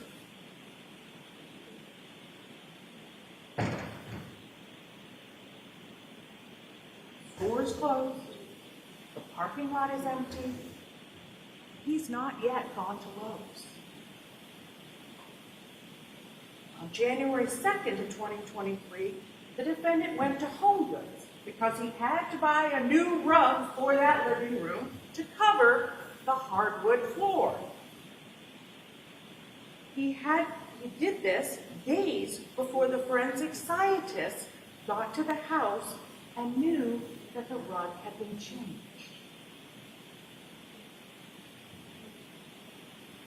Anna Walsh dying a sudden death from natural causes defies common sense.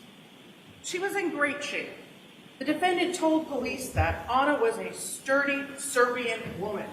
Listen carefully to his recorded interviews, because those are his words after her death, after he killed her. Mark Salvaggi told you that Anna had the highest health rating from the life insurance company. Anna had to complete an interview, have blood drawn, provide her medical records, and the life insurance company and the underwriters gave her this health rating. Anna was an active person who took care of her health. Ashley Semino, her bar instructor, told you about this exercise class that she took the morning of December 31st of 2022. And Anna was the type of person, she said, who made others want to work harder in their exercise class. Will Fastel told you that Anna was very active and did yoga together. Sergeant Amy Waterman described Anna's home gym in BC. And Dr. Atkinson told you about the different ways a person can die, and that it's extremely rare for a 39-year-old in good health to suddenly die of unknown causes. But without a body, it's not possible for the medical examiner to tell you the exact cause of Anna Walsh's death. No autopsy can be done. The defendant deliberately got rid of Anna Walsh's body. The defendant did not want anyone to find Anna's body and to know how she died. So the defendant bought cutting tools at Lowe's and Home Depot, and he cut up Anna's body, the woman that he claimed to love, and he threw her into dumpsters. He was hiding her body.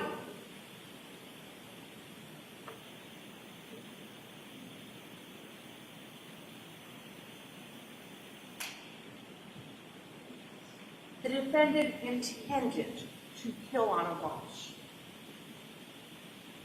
He didn't just want her dead, he needed her dead. This was a marriage in crisis, and it was heading towards a breaking point. It began with the defendant's federal case.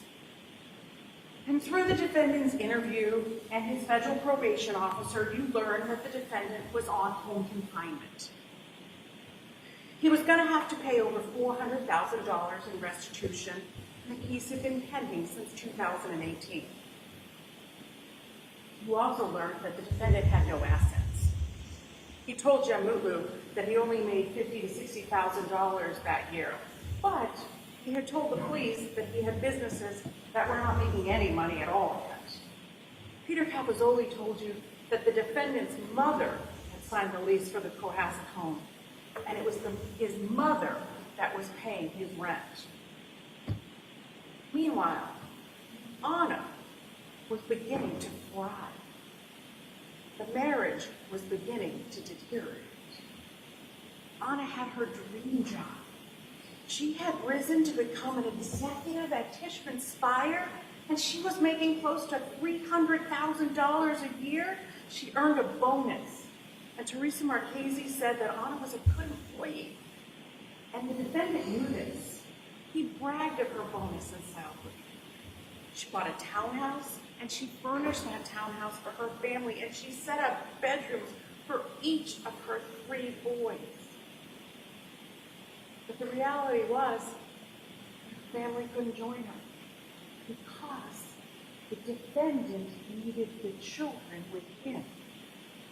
Being the primary caregiver allowed him to avoid prison. The separation of the defendant and Anna was taking a toll. Anna wanted the children with her, and Anna began a relationship with Will Fastow, which became more serious. The defendant and Anna were growing apart emotionally and physically. Anna struggled not having her children and not being able to be the mother that she wanted to be. This got worse when Anna took the trip to Serbia to take care of her sick mother. Anna and Will Fastow spent the Thanksgiving holiday first in Dublin before Anna went to Serbia. And Anna bought her plane ticket with the credit card that the defendant monitored. And the defendant told police that he monitored their joint Chase Freedom credit card statement. The MacBook history also shows the defendant looking at the Chase account. The defendant knew about Anna's travel because in a recorded interview, he told the police that she had a layover in Frankfurt, and that connection in Frankfurt is on the same credit card statement. And you can see that, it's right in front of you. The defendant was angry about Anna missing Thanksgiving, and he mentioned it repeatedly when he spoke to investigators. I got angry about Thanksgiving, and then I realized it was just sad that we're not spending a lot of time together. And she was sad about it too, and it was exhausting for both of us. She was away from the boys. I was always dealing with the boys.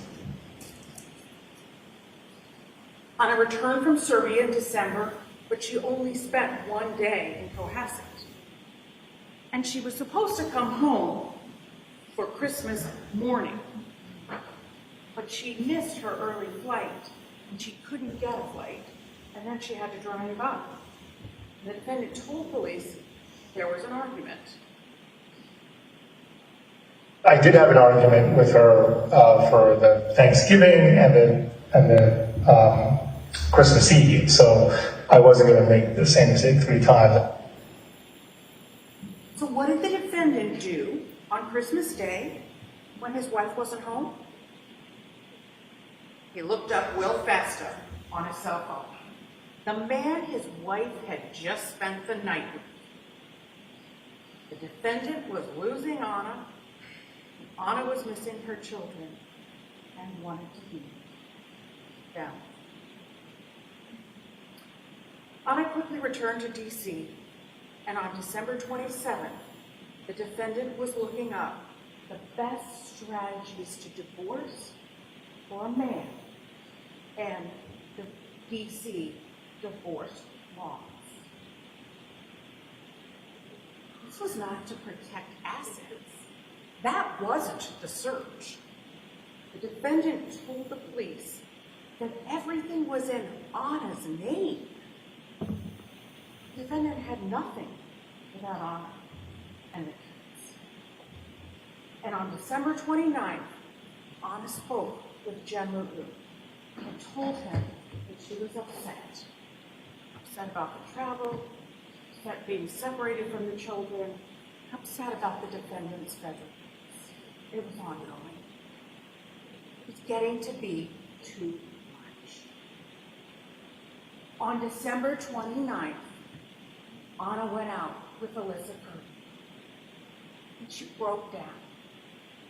This strong Serbian woman who was supposed to be having a fun night out with a girlfriend, going to dance karaoke, instead broke down.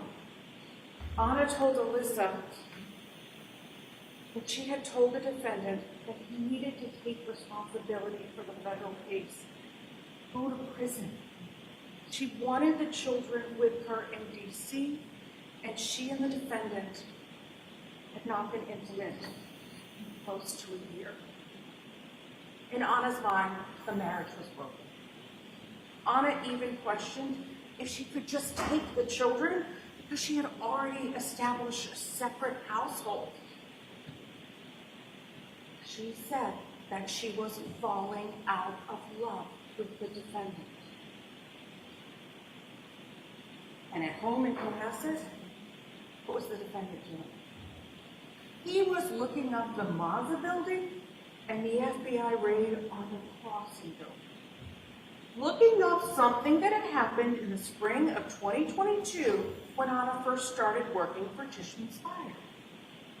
Interestingly, this was when the defendant brought up something he brought up in his interviews when he lied about Anna having to leave early for a work emergency. This thing, the work emergency. The defendant was going to lose Anna, and when he lost Anna, he would probably lose his freedom. Anna would have a house in D.C. and a nice job, and he would likely go to jail. So the defendant pretended. He lulled Anna into thinking that everything was okay. He joked with her about a Porsche. He didn't want her to realize that he was aware of the relationship with Will or her ability to leave him. He wasn't going to let Anna know that she wasn't safe. On December 31st of 2022, the defendant claimed that he could not find his phone. Why is that important? The mislaid phone allowed the defendant to be unavailable for 2 days. The mislaid phone allowed him to carry out his plan uninterrupted. And the mislaid phone allowed him to show the police when he eventually reports Anna as a missing person and not have the police question why he didn't contact Anna earlier. The evidence shows that the defendant was methodical. Just look at how he shopped at Lowe's with a list. He planned it with precision. So Jem Lulu came over for dinner on New Year's Eve, and the defendant told Jem that his phone was lost and it was free. Anna was texting throughout the night, including with Will Fastow. This is now the third holiday where Anna was concentrating on the other man in her life. When Jem left, Anna was alone. She was with the defendant, the man she was cheating on, the man she was telling to take responsibility for his actions, and the man who had her children. The defendant murdered Anna that morning in their Cohasset home. And this is what the internet history shows. His internet history, written words. He was looking at best way to dispose of a body. Better to throw away crime scene clothes or wash them. Crime scene. Can you be charged with murder without a body? Anna was dead.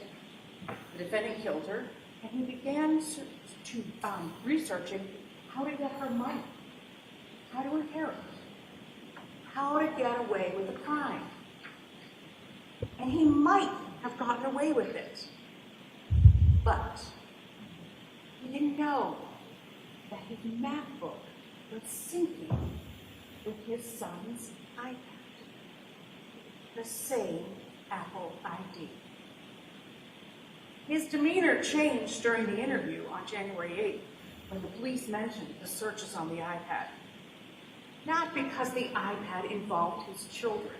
He had already involved the children in his lives. But because he knew he was caught. We know he had already involved the 6-year-old when he had the 6-year-old say that he saw his mother when she left the house on the morning of January 1st. The son could not have seen Anna leave the house. The defendant had already killed her. Listen to the recorded interviews. During the January 5th interview, the defendant spoke about what his son supposedly had seen. And the defendant involved the 4-year-old by saying that the 4-year-old hid the defendant's iPhone 13 mini. So, the defendant's phone made a reservation at Nightshade Noodle Bar for New Year's Day, after the defendant told Anna that they were going to have a special party. This is ironic because the defendant was very clear with police on January 7th that he and Anna had no plans for New Year's Day, and the defendant also knew that he would be violating the terms of his federal probation by going to a restaurant on New Year's Day. But let's look closely at Exhibit 170 about the Nightshade Noodle reservation, which was on the defendant's iPhone Mini 13, which the defense just said was deleted. And if you look on page 2, on the bottom of one of the bubbles, you will see that the message was deleted on January 1st at 7:59 and 5 seconds a.m. This happens to be one of the times that the iPhone Mini 13 was unlocked when it was supposed to be missing. The forensics show that the defendant's phone was unlocked 4 times and it was plugged in on January 1st. You heard testimony that the phone had a password of 197512. And in the January 4th recorded interview, you hear the oldest child needed help with his iPad password, which was 121212. The children didn't unlock the defendant's phone. The defendant blamed his misplaced phone on one of his children when he said that the children hid it. But it makes no sense that a 4-year-old somehow unlocked the defendant's phone and deleted that text reminder. Listen to the defendant's recorded interview. The deletion is made when the defendant is supposedly making French toast and playing with the kids. The defendant had access to his phone. Context. The defendant also had access to 2 other phones when his phone was supposedly lost. He had Anna's phone and he had the iPhone SE. And in the recorded interviews, the defendant told police that on New Year's Eve, Anna had an argument with a friend, and as a result, Anna put her phone upstairs in his bedroom. You said she went and put her phone upstairs after that? After that, she, let's say it's 10 or 15, and then she I remember her putting her phone upstairs because then she came back down without it. Was Thomas came down at one point and hung out with you? Yes. Yeah, exactly. Was this before, during, or after Thomas was participating as well? Oh yeah, Thomas went to bed at he went to bed and then he came over at 9 or 10 or something. I think Anna took a bunch of photos. Jem and I don't have any because she didn't send them to us yet. But I think she sent one to Will Fasto. So that was when that's when the photo was taken about. So it was maybe 10 o'clock or something like that. You know where upstairs she put her phone at that point? Yeah, on her bedstand. That's not what Jem said. Jem said that Anna was using her phone all night. Melissa Kirby texted with Anna. The defendant was telling investigators a story about Anna's phone. How else do we know that the defendant intended to kill Anna and had a plan for doing so? Look at his internet history. Look at what he did. The defendant set up an area in his basement where he surrounded it with plastic sheeting, wore a tie-back suit, and dismembered his wife, the love of his life. Hacksaw, the best tool for dismembering a body? Then, the defendant got rid of Anna's body. He got rid of her belongings. He got rid of her clothes and bag that he told police that she had, but she supposedly left on January 1st. He threw her in the garbage bags, tossed those garbage bags in different dumpsters, disposing of a body in the trash. Chatham West apartment rental, the Claremont apartment rental. And police confirmed this with the location data from the SE phone and the iPhone 13 mini. The evidence shows that the defendant did this to hide the fact that he murdered Anna. He could not let Anna's body be found because Anna didn't die of natural causes. The defendant murdered Anna, and then he had to hide the evidence of his crime. In his mindset, look at his internet history. Want to get away with murder? Use a special detergent. Can you be charged with murder without a body? Best way to dispose of body parts after murder. When you deliberate, look through the binder of the MacBook internet history. There are no searches of natural causes of death, sudden death, heart attack, aneurysm, stroke, or how to help your children when someone dies unexpectedly or goes missing. The defendant was not sad. Look at his demeanor in the surveillance videos. He's cool and calculating. He's calm. He had a plan. On January 1st, he went to the Lowe's store an hour away, even though there were hardware stores approximately a mile from his house. And when he was in Lowe's on January 1st, he wore a mask, and he wore gloves, and he had a list of what he was shopping for. He was calm as he helped bag the purchases. A hacksaw, buckets. He used cash. Does this show confusion, panic, or fear? But he doesn't stop there. He went to CVS to buy hydrogen peroxide, and then he went to Stop and Shop to buy ammonia. No wonder the house was so clean. And on Monday, January 2nd, he went to Home Goods for rugs and candles. And then he went to Home Depot, where he had bought buckets with lids this time, baking soda, and a hatchet.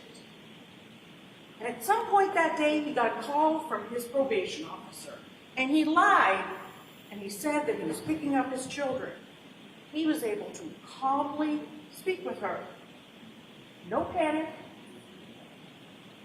He had everything now that he needed to dismember the woman that he supposedly loved.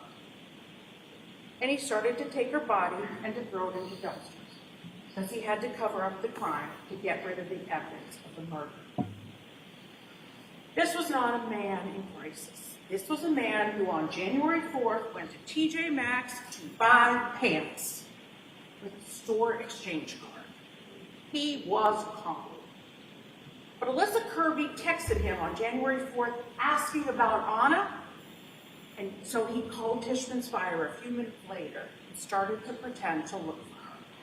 He called Will Fastel, but he didn't leave a message. He called back later, and then he calmly left a voicemail. No panic. The defendant knew where Anna was. The defendant even texted Anna's sister in Canada and said that she was missing. He was methodical. Look at the text messages. And at 4:30 p.m. on January 4th, the defendant went to Lowe's to buy a trash can.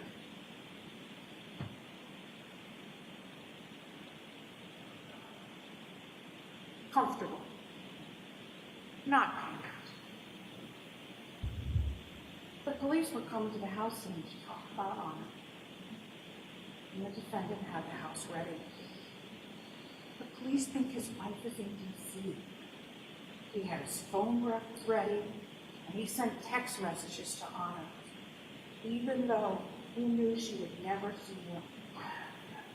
Despite everything that he had done, on January 2nd, the defendant wrote a text message to Anna. I still love you. Ha ha. His joke. The defendant prevented anyone from ever finding Anna's body. There was no autopsy. Dr. Atkinson told you that the medical examiner can't do an autopsy without a body. And all that remains of Anna are a few hairs, some blood, and a few things that belong to her. A part of a necklace she often wore, her hunter boots, a black jacket, a purse, her COVID card, and a few other items in the dumpster in his mother's apartment complex. The defendant searched his MacBook for a murder conviction without a body. Please do not allow the defendant's self-serving act of dismembering and disposing of Anna's body to let him get away with this murder. At the start of this trial, we asked you to use your common sense. When you do that, when you analyze the evidence as you deliberate and continue to use your common sense, you will see that the evidence shows there is only one verdict.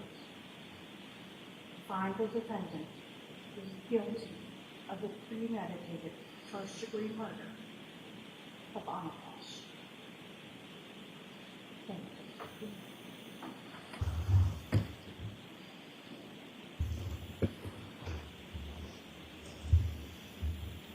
I will see counsel at the side of the bench.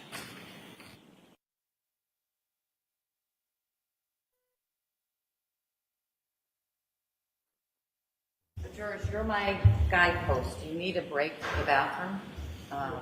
Okay. All for one, one for all. Give you a break for the bathroom. Let us know when you're ready to come back out. I'll be at your disposal. All rise, please. Jurors, follow me.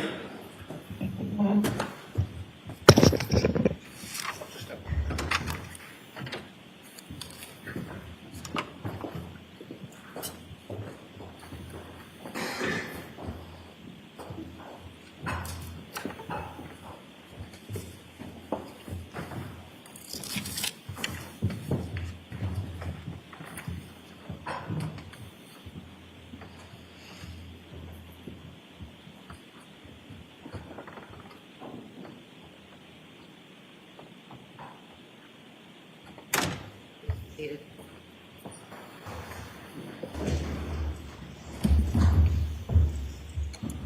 I will give you a quick break as well, but something's been on my mind that I want to discuss now that the closing arguments are over. And that is, I had asked in connection, this relates to the sentencing, at least for the other two counts, and asked the Commonwealth to provide victim impact statements for any immediate family members of Anna Walshe that wish to provide information, and I haven't received that yet. And there might be a good reason for that. I had told you that I was putting off the sentencing until we had a verdict on the charge of murder. But now that it's a Friday, and I don't want this to linger over into the next week, has the Commonwealth heard back from the Department of Children and Family Services? Your Honor, we've been in touch with them. They are working on their impact statement. They were hoping to have the impact statement impounded. And I can, as soon as we're done here with the charge, I will speak to the attorney that I've been dealing with. They've been working very hard on this. They're certainly worried about their privacy interests of the children and the social I think there's a work. valid privacy interest of the children, and I'm highly likely to impound it obviously, with the exception of counsel for both sides being able to see it so that they can make appropriate arguments as a result of the victim impact statement. I think the department will be very happy to hear that.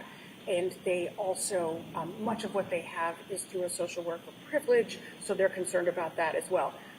But as soon as we break, I will be happy to have that conversation. Well, I'm happy to hear that there's forward progress because I guess I assumed, because I hadn't heard anything, that you were still not getting the answers to the questions you were asking. No, quite the opposite. They've been working very hard on this. All right, I appreciate that. Thank you. Anything anyone needs before I step off the bench briefly? Thank you. All rise.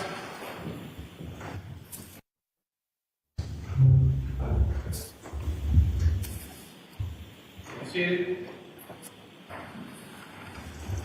Stand up. Right in your honor. Yes, please. Just so it's on the record, everybody saw the small edit I made to the verdict slip, and everyone's fine with it. Is that right? Everyone's nodding. Thank you.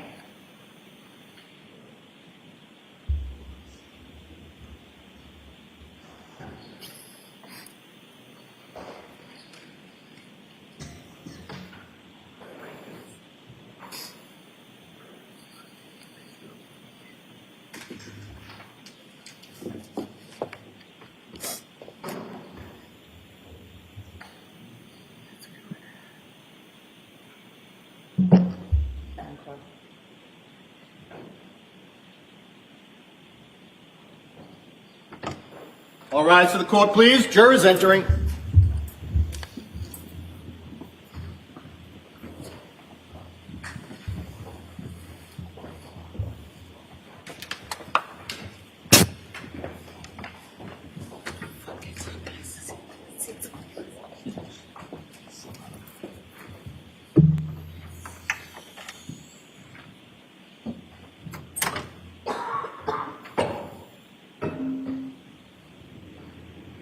Court is back in session. You may be seated.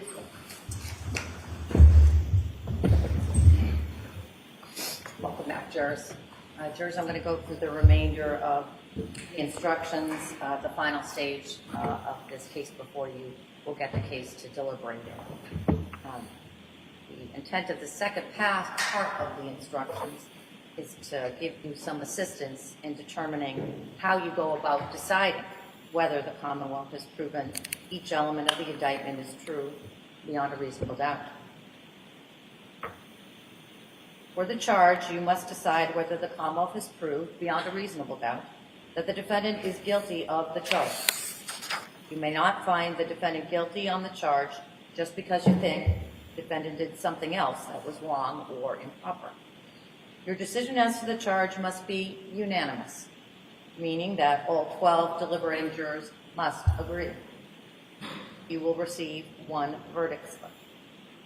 When all 12 jurors agree on the verdict, the foreperson should check off that verdict and then sign and date the verdict slip in ink. In a little while, I'll go over that verdict slip a little bit more. For the charge, if you all agree that the Commonwealth has proved every element of murder beyond a reasonable doubt, then you should find that Mr. Walsh is guilty. On the other hand, if you all agree that the Commonwealth did not prove one or more of the elements of murder beyond a reasonable doubt, then your verdict must be not guilty. Let me talk about your role. Jurors, you have the most important role in this trial because you will decide who and what to believe and whether the Commonwealth has proved Mr. Walsh's guilt beyond a reasonable doubt. You must be completely fair and impartial and unbiased in your work as jurors. Do not let your emotions, any kind of prejudice, or your personal likes or dislikes influence you in any way. Consider the evidence calmly and carefully. Do not be influenced by the nature of the charge or the possible consequences of your verdict. And do not let your personal feelings about any person, criminal charge, or anything else influence your decision. All parties who come before the court stand as equals before the bar of justice. That a case is brought in the name of the Commonwealth does not entitle the prosecutor to any special consideration. Your verdict must be based on the law as I have given it to you, and on the evidence and the facts as you find, and nothing else. By contrast, my job as the judge is to impose sentence if the defendant is found guilty. Therefore, you are not to consider the sentencing consequences of your verdict at all. That's not your responsibility. So please put any issues about sentencing out of your mind. Let me next talk about evaluating the evidence. You must decide this case based only on the evidence that was presented at trial. You may not decide this case based on anything else. Do not consider anything you have read, heard, or seen outside of this courtroom. Those things are not evidence, and you may not base your verdict on guesswork, speculation, or suspicion. Let me talk to the important topic of the defendant not testifying. As you know, Mr. Walsh did not testify in this case. You may not hold that against him.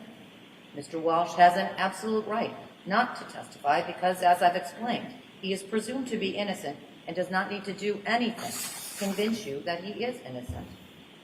It does not matter why Mr. Walsh did not testify. It's not relevant to what you must decide, which is whether the Commonwealth has proved, based on the evidence presented at trial, that Mr. Walsh is guilty beyond a reasonable doubt. The fact that Mr. Walsh did not testify is not evidence. You may not consider it or even discuss it in deciding this case. Let me next talk about witness credibility. During this trial, you've heard from a variety of witnesses. With reference to any and all witnesses who have testified before you, you have wide latitude. As a jury, you can believe every single word that a witness says on the witness stand, or you can disbelieve every single word that a witness says on the witness stand. You may decide to accept parts of a witness's testimony and to reject other parts of his or her testimony. That's for you and you alone to decide. If there are any conflicts in the testimony, it is your function to resolve that conflict and to determine where the truth lies. In evaluating the credibility of witnesses, you may use various tools. You may consider the ability, the opportunity, and the reliability of the witness to see or hear something in the past, and then remember and later testify about it before you in this courtroom. You may consider the conduct of the witness, his or her manner of testifying before you, any inconsistency you may have found in the witness's testimony, any interest the witness may have in the outcome of the proceedings, any bias or prejudice or hostility the witness may have demonstrated while testifying before you, the level of accuracy of the witnesses testifying before you, and the reliability of the testimony as it developed before you. These are some of the tools that you have at your disposal to resolve disputed issues of fact in this case. There's one more point about witnesses that I'd like to specifically address, and that's expert witnesses. This term refers to witnesses who have specialized training or experience in a particular field, generally in cases that are tried in our courts, both civil and criminal. Witnesses may testify to facts that are within their own personal knowledge. That is, things they've personally seen or heard or felt.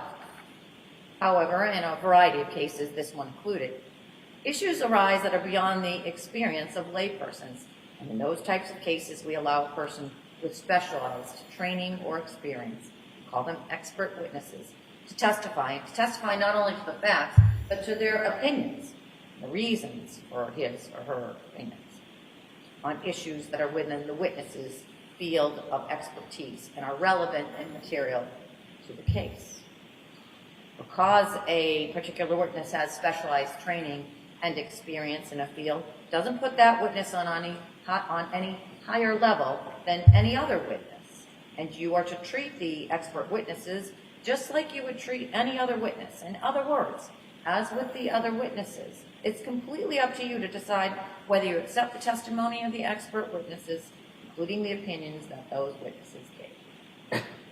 It's also entirely up to you to decide whether you accept the facts relied on by the expert and to decide what conclusions, if any, you draw from the expert's testimony. You are free to reject the testimony and opinion of such witness in whole or in part if you determine that the witness's opinion is not based on sufficient education and experience, or that the testimony of the witness was motivated by some bias or interest in the case. You must also, as has been explained, keep firmly in mind, jurors, that you alone decide the facts. If you conclude that an expert witness's opinion is not based on the facts as you find those facts to be, then you may reject the testimony and opinion of the expert in whole or in part.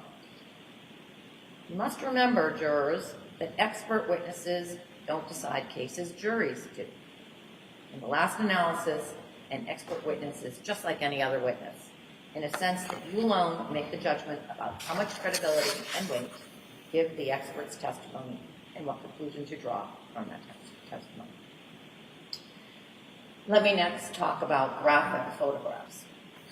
The Commonwealth has introduced certain photographs showing items taken from various trash bags retrieved from 300 Forest Street, Peabody, during the investigation of this case. You will have those photographs with you during your deliberations, as all the evidence will be with you during the deliberations. Some of those photos, as you've seen, are not pleasant. Indeed, some may be described as graphic. I instruct you that your verdict must not in any way be influenced by the fact that these photographs may be unpleasant or graphic. The defendant is entitled to a verdict based solely on the evidence and not one based on pity or sympathy for the deceased, which might be occasioned by those photographs. Related to this, sometimes evidence is presented that produces in jurors an emotional response. For example, it is natural and understandable to feel sympathy and empathy when you hear or see testimony that suggests what might have occurred to Anna Walsh's body after her death. But as jurors who have taken an oath to follow the law, I instruct you that you must separate any emotional response or reaction on your part from the informational value and weight of the evidence. You must not be influenced in any way by the nature of some of the testimony and video evidence. You must find the facts in this case based only on the evidence.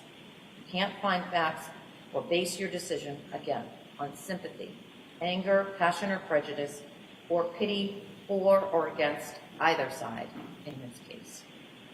Rather, again, jurors, your verdict must be based solely on the evidence in this case and my instructions on the law. So what is evidence? I told you earlier that repeatedly that you must decide this case based only on the evidence presented at trial. The evidence consists of the testimony of the witnesses, as you recall it, the things that were marked as exhibits, and the stipulations, or I told you those agreements, of the parties, which I read into evidence. You will have the exhibits with you in the jury room. Things that were marked for identification aren't exhibits, so don't be looking for those, because they're not exhibits, and you won't be able to consider them. Other things that are not evidence and you may not consider when deciding this case are as follows. The fact that the defendant had been indicted and charged with a crime, not evidence. Questions that the lawyer asked of a witness are not evidence. Only the answers given are evidence. For example, if a lawyer asked, wasn't it raining outside? And the witness answered no, or said, well, it was cloudy. The question is not evidence that it was raining. If a lawyer asked a question and I sustained an objection and therefore the witness didn't answer it, then neither the question nor the fact that the witness did not answer is evidence. If I struck or told you to disregard any part or all of an answer by a witness, then the part of the testimony that I've struck, not evidence, you may not consider it. Anything that you may have seen or heard when the court wasn't in session isn't evidence. The opening statements and closing arguments of the lawyers are not evidence. And if your memory of the testimony differs from what the attorneys said in their closing arguments, you should rely on your memory. Any notes that you've taken, they're not evidence, but you may use your notes to refresh your memory of the evidence. As you know, evidence can come in many forms. It can be testimony about what someone saw or heard or smelled or felt. It can be someone's opinion, and it can be an exhibit. Whether the evidence is direct or circumstantial, sometimes we call that indirect, the Commonwealth must prove the defendant's guilt beyond a reasonable doubt from all of the evidence in the case. Some evidence proves a fact directly. For example, if a witness testifies that she saw and felt it raining outside before she came into the courthouse, then that's direct evidence it was raining. Some evidence proves a fact indirectly, circumstantially. For example, let's say a witness testifies that he saw someone come into the courthouse wearing a wet raincoat and shaking water off of an umbrella. That's indirect evidence that, if you believe it, might lead you to conclude that it was raining outside, even though the witness did not see, hear, or feel the rain. This kind of indirect evidence does not directly prove something is true, but it is evidence from which you could logically conclude that it is. We call this drawing an inference. We all draw inferences every day. We take some known information, we apply our intelligence and common sense, then we reach a conclusion. But inferences must be based on facts. They can't just be guesses that you make when you're not sure about something. Sometimes you can draw more than one inference. Also, you may draw an inference even if it is not necessary or inescapable, so long as it's reasonable and warranted by the evidence. You have to decide, jurors, which inferences are reasonable, and decide which seems more reasonable to you. It makes no difference whether evidence is direct or indirect. Commonwealth may be able to prove a criminal charge with direct evidence, indirect or circumstantial evidence, or a combination of both. Let me next talk about credibility. An important part of your job as jurors is to decide who and what to believe. You may believe everything a witness says, part of it or none of it. Sometimes people do not tell the truth. You must decide whether a witness was being truthful or deliberately lying. If you conclude that a witness lied to you about something, then of course you should not believe that part of the testimony. Sometimes people make an honest mistake. You must also decide whether a witness testified accurately or whether the witness may have gotten something wrong without meaning to do so. A witness may recall seeing or hearing something, but actually be mistaken. For example, the witness might not have paid close attention or might have misunderstood what was happening. Or a witness's memory of what happened could be incorrect. If you conclude that a witness tried to be truthful, but that some part of that person's testimony was inaccurate, then you should not consider the inaccurate portion. How do you decide whether you believe a particular statement by a particular witness? Well, ask yourself, did the testimony seem reasonable or probable? Did the witness have a good chance to observe what happened? How much attention did the witness pay? Did the witness's memory seem accurate? Was the witness's testimony consistent with other evidence, or instead contradicted by other evidence? How did the witness behave and answer questions while on the witness stand? Did the witness have any motive for testifying in a certain way, or have any other bias that may have influenced the witness's testimony? You should evaluate the testimony of a police officer or someone else who works for a law enforcement agency in the same way as you would evaluate anyone else's testimony. You must not automatically believe or automatically disbelieve a witness just because a person is a police officer. Moving next to the importance or significance of evidence. It's up to you, jurors, to decide how important each part of the evidence is, whether it's testimony by a witness or an exhibit, whether evidence is direct or indirect. You should give each piece of evidence whatever significance you think it deserves. You're not required to believe something simply because it appears in an exhibit. It's up to you to decide how important any exhibit is. You do not have to treat testimony by a witness as more or less significant than the exhibits. You may find that a witness's testimony is very important, or that an exhibit is more important. That is up to you.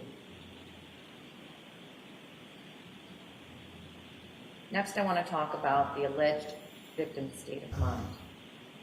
You heard evidence of statements Anna Walshe allegedly made to William Fasto, Jem Bootlew, and Alyssa Kirby. Those statements are admissible for the limited purpose of establishing Anna Walsh's state of mind, as may be relevant to the defendant's motive or intent to kill. Those statements cannot be considered as proof of the criminal acts charged or as proof that the defendant had a bad character or a propensity to commit any criminal offense. Let me next talk about motive. First, motive is not an element of the offense of murder, and the Commonwealth is not required to prove or show motive. Evidence of motive can be relevant to the issue of intent. Second, an absence of evidence of motive may tend to raise a reasonable doubt. Third, even a total lack of evidence of motive would not necessarily raise a reasonable doubt as to the guilt of a defendant, so long as there is other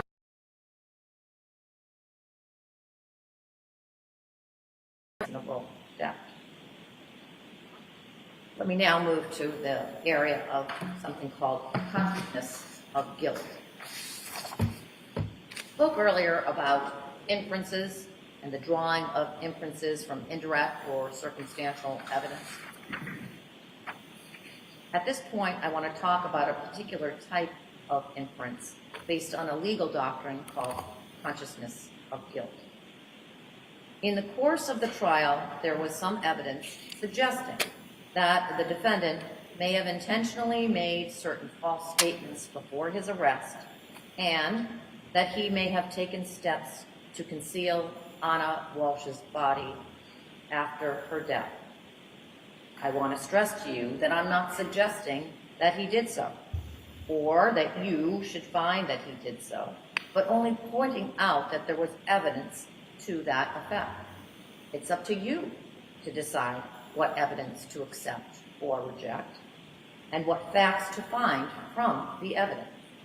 I point to that evidence to illustrate the legal point involved.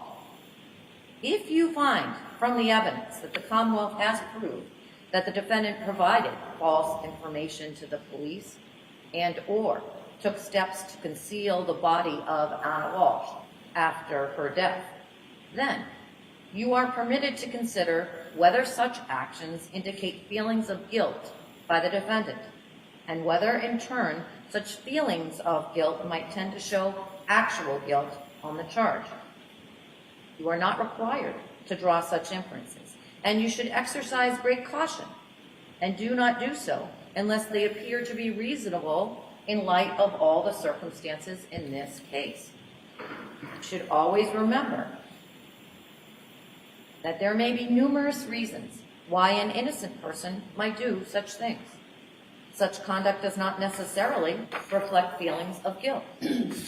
Please also bear in mind that a person having feelings of guilt is not necessarily guilty in fact, or such feelings are sometimes found in innocent people. If you decide that such inferences are reasonable, it's up to you to say how much importance to give them. But remember that such evidence is never enough by itself to convict a person of a crime. You may not find a defendant guilty based upon such evidence alone, but you may consider it along with all of the other evidence in this case. Next, I want to speak to impeachment by the defendant's prior or subsequent bad acts. The only charge the defendant is now facing is the charge of murder.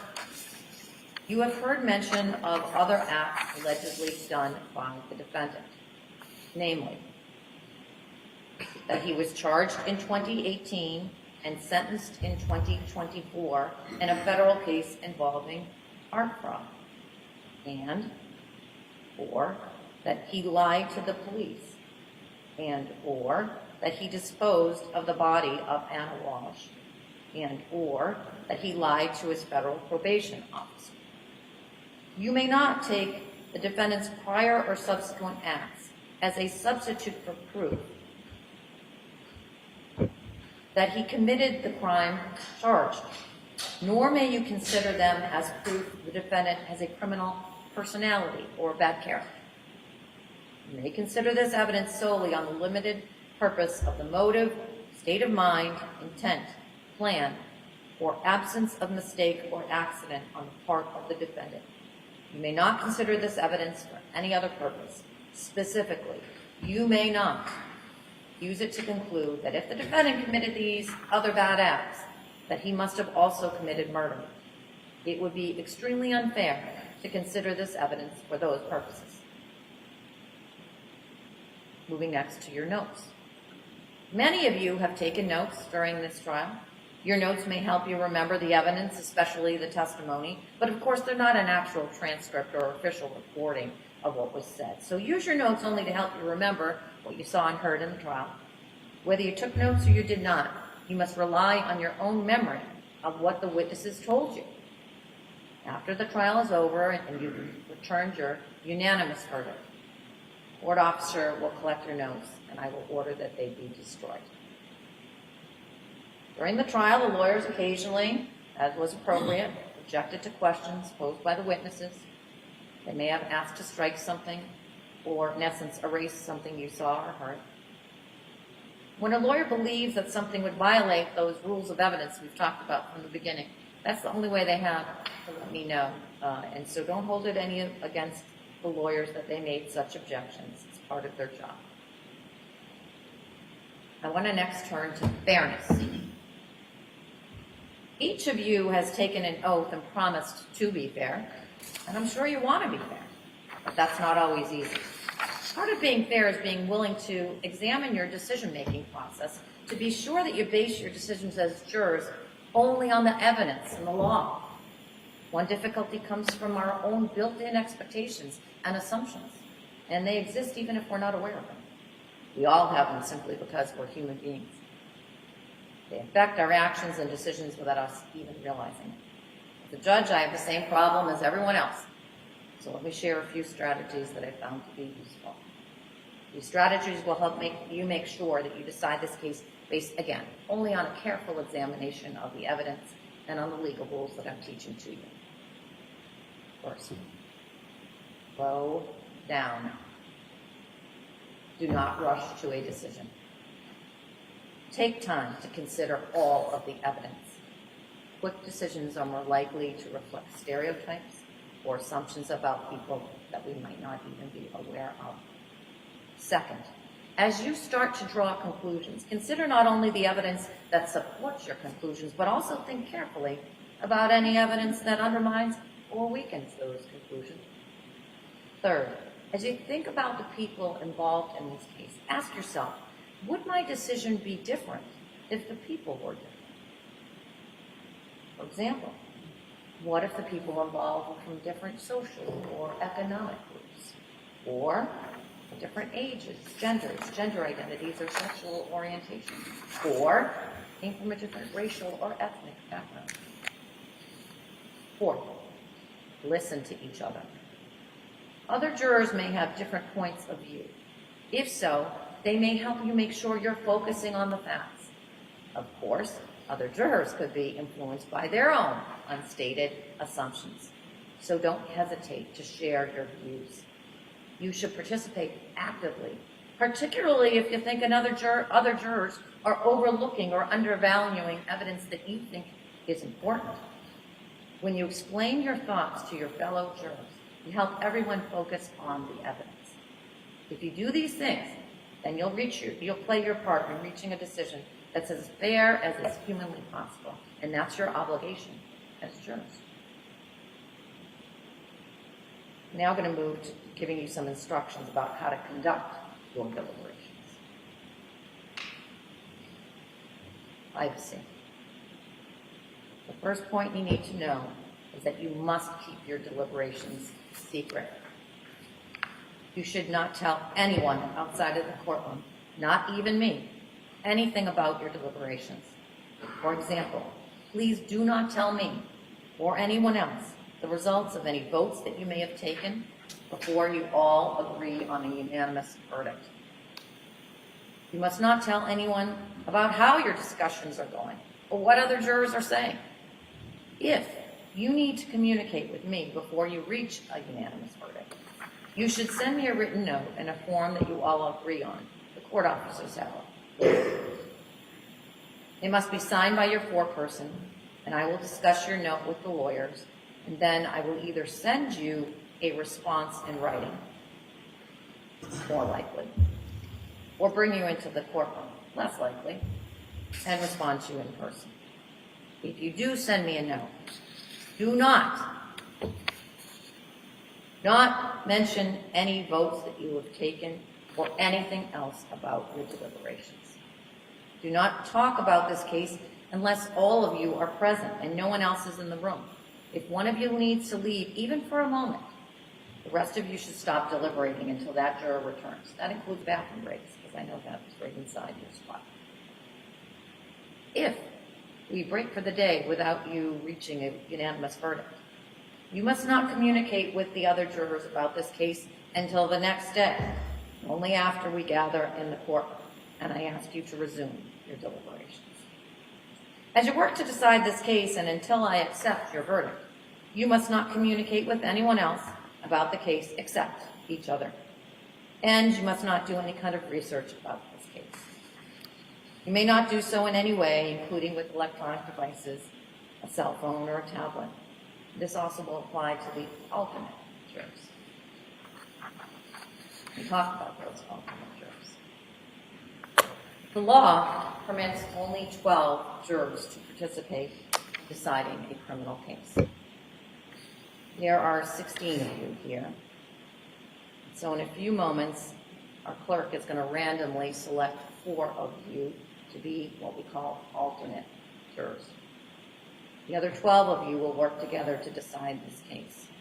We chose 16 of you originally in the case, just in case one or more of you got sick or needed or had some other unexpected emergency.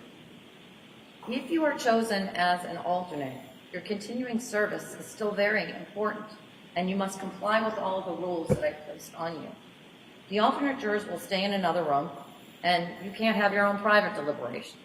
You can't discuss the case with each other or with anyone else for obvious reasons. If we lose a deliberating juror in the group of 12 because of some personal emergency or sickness, then I will send one of the alternates into the jury room.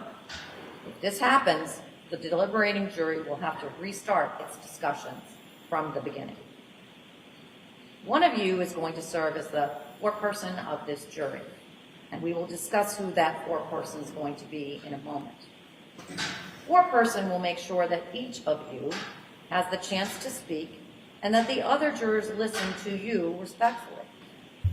But the foreperson's opinion about the case is no more important than the opinion of all of the other jurors.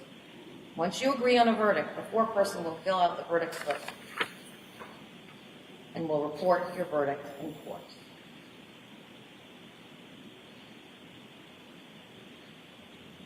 I want to next talk about making decisions as a group. When you work together as a jury, you will be making decisions as a group. This kind of decision-making is very valuable. Why do I say that? When a jury hears and sees evidence, Each juror acts as a safeguard for the others. For example, someone else may recall evidence that you missed, and each of you will have insights that will help the other jurors make sense of the evidence and reach a verdict. No member of the jury is more or less qualified than any other juror to decide who and what to believe. You all heard the same evidence, listened to the same witnesses, and looked at the same exhibits. And you have all taken the same oath, promising that you will, well and truly, try the issues between the Commonwealth and the defendant according to the evidence and the law. So, you are all equally qualified to reach a verdict. I have a few more suggestions that might help you work better together. First, you should discuss and analyze the evidence before you take any votes about a verdict. Voting first could keep you from discussing the issues and hearing other people's perspectives before making up your own mind.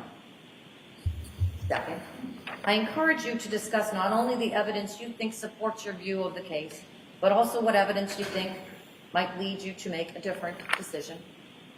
Third, as jurors, and as the other jurors talk about the evidence that they found important, listen. In order for this process to work fairly, each of you should hear every other juror's insights and ideas. Please be open to them, since they might influence your own thinking. Fourth, don't be shy.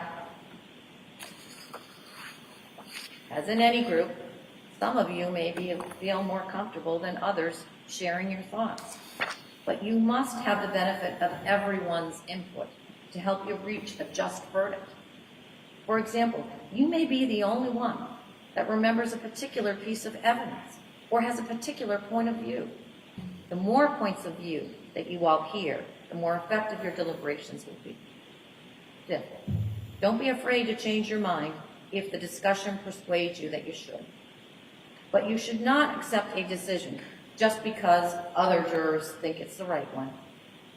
In the end, you should vote based on your own assessment of the evidence, regardless of how other jurors have voted.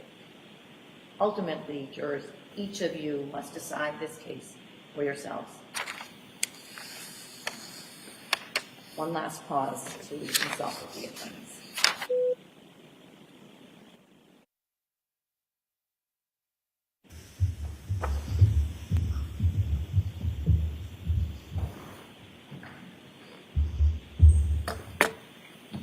So I talked to you about a four-person, and I talked to you about what we call reducing the jury. That is, reducing you down from 16 to 12. I'm appointing juror number 138 in seat number 6 as the foreperson of this jury. Our clerk is now going to randomly select 4 of you from among all of the jurors except the foreperson to serve as alternate jurors. So what's physically happening is juror number in seat number 6, juror number 138's number is coming out of the thank you, Madam Clerk. Your Honor, numbers 1 through 16, with the exception of number 6.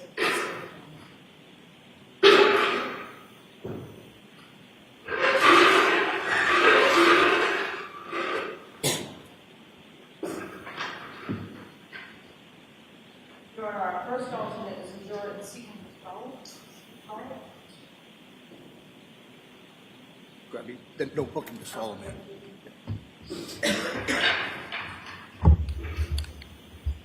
Our next juror, our alternate is a juror in seat number 5.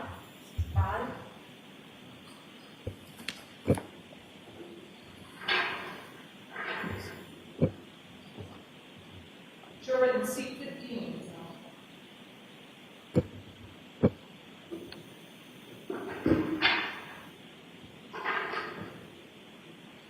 And our last alternate, Your Honor, is juror in seat number 11.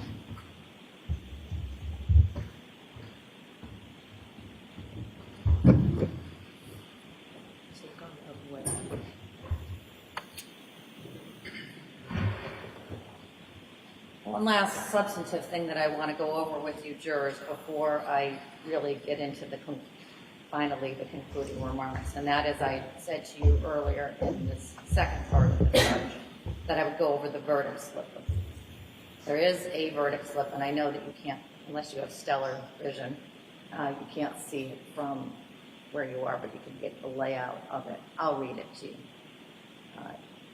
The verdict slip reads, count 001, on or about January 1st, 2023. And it puts the charge, murder in the first degree with deliberate premeditation. That is the charge. We, the jury, find the defendant, and there are three options. Not guilty, guilty as charged, murder in the first degree, guilty of murder in the second degree. And there's a place to sign it and date it. And again, the foreperson in pen, not pencil. This time, Madam Clerk, I'm going to ask you to swear in court officers. Raise your right hand, please. Please do solemnly swear or affirm that you will take charge of this jury, keep them in some secluded places where they can be. Each not speak to them or suffer anyone else to speak to them except by order of the court or absent they of meeting. So I will. So now the deliberating jurors, the 12 of you, are going to go and start your private discussions. Have confidence in what you are about to do. By serving on this jury, you carry out a long and proud tradition of citizens of the Commonwealth of Massachusetts serving on jury trials and deciding criminal cases. If you are honest, thoughtful, and fair, you will be able to reach a fair and just verdict, dictated by your logic, without bias, without prejudice or sympathy, and not prompted by any facts except those that you've heard here in the courtroom during this trial. All we expect from you jurors is that you decide this case with integrity and principle. And with that, I'll ask you and let you go back to the deliberation room to begin your work. Thank you very much. Court, all rise, please. Jurors, take your notebooks with you and follow me.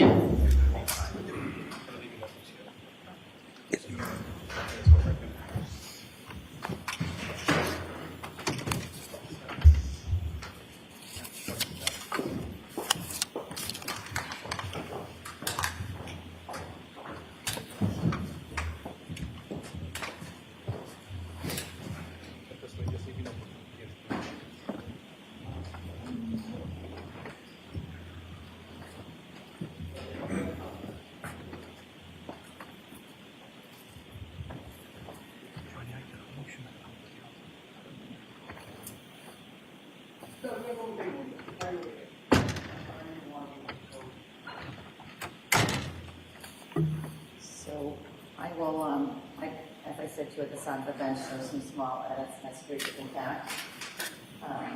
You may be seated. There's some small edits that I need to make to the instruction, and I'll make those now, take the draft off, make sure the numbers are all right for the index that goes down with them. Anything else that the parties need to bring to my attention before I do that? We received materials to secure those items, and we're going to work Oh, on can I that. see that?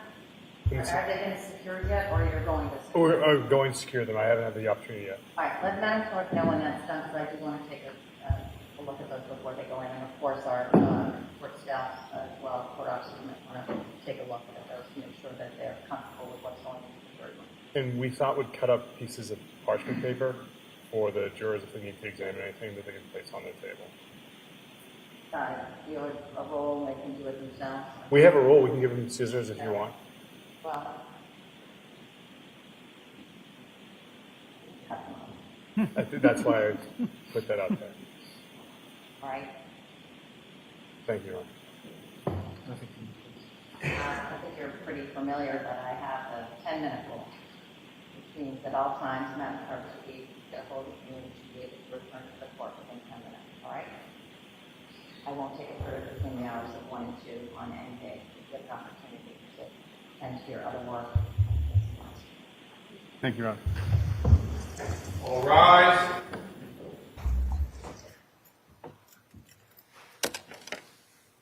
Be seated. Court's in session. Everybody saw the question? Yes, Your Honor. My suggestion is that there are 265 exhibits, and I ordinarily have sent in an exhibit list that the parties have reviewed, and I would think that would be an appropriate way to assist them in their evaluation of the evidence, but it needs to be cleaned up.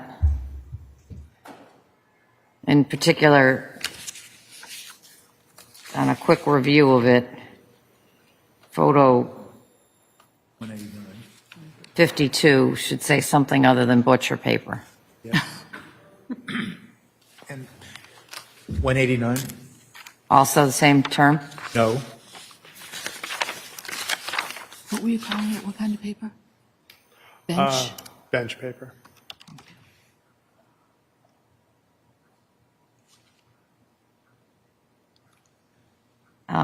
That term is used throughout, so what is it that term is used in other numbers, so is it something about that particular photo that is problematic with that description? Oh, I just don't like it, but... I know you don't like it, but I'm trying to distinguish between, I think there was one witness who used that term butcher paper as opposed to bench paper, and I don't think it was the witness that was associated with that. This is just the old-fashioned terminology that people often use to describe that paper. I think I used it at the side of the bench one time, not in front of the jury, but just with you. But I think that is there's a more neutral characterization that would be appropriate and more in line with what the witnesses actually testified to. But as to the other language in 189, it seems to me that that's what the witness testified to, right? That's correct. Yes, Your Honor. Anybody, let's all take a moment to look through the list right now and see if there's anything. I'm going to do that right now. The answer to their question is 97, by the way. Yes. Let me just take the time to look through these, and you do the same.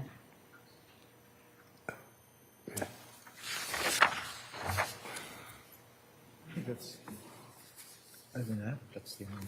It was 189.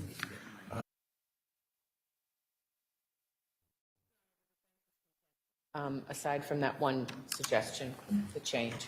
Okay?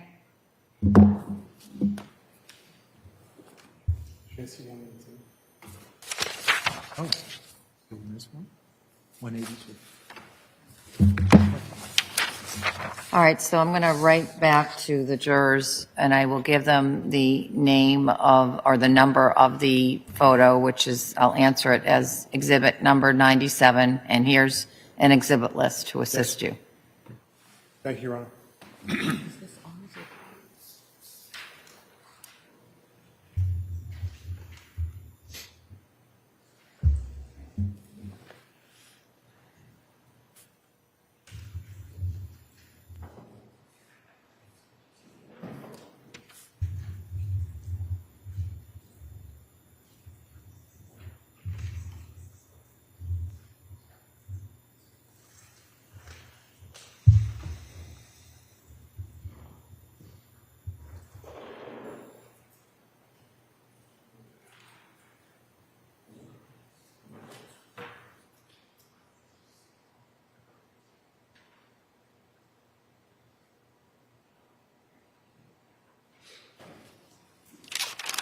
Here you go, Madam Clerk. If you want to look at it, you're welcome to. It's pretty straightforward. Thank you. Court's in recess.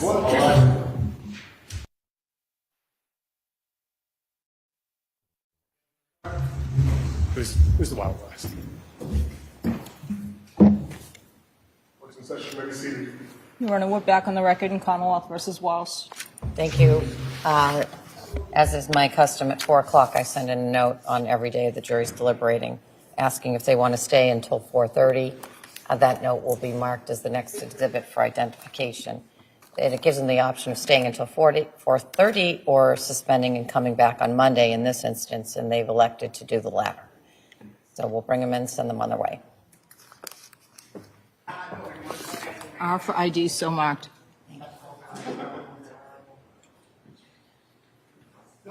Thank you.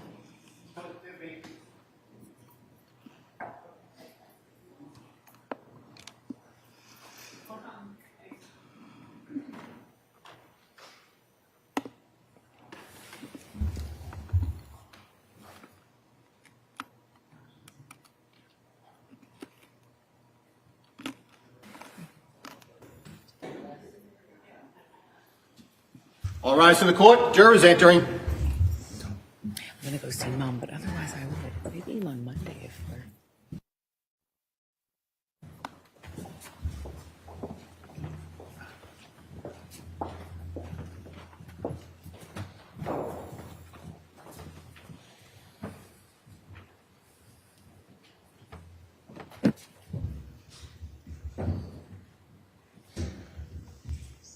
Court is back in session. You may be seated.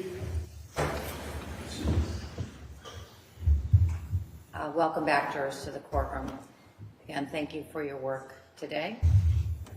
And I'm going to send you on your way for the weekend. I remind you, jurors, that the rules still apply.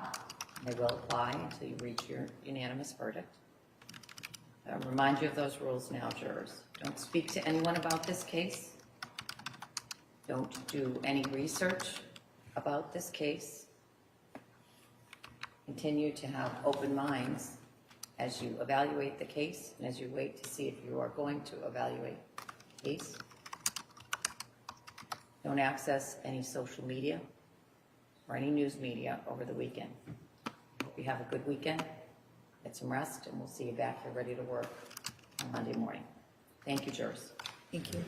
All rise to the court, please. Jurors, follow me.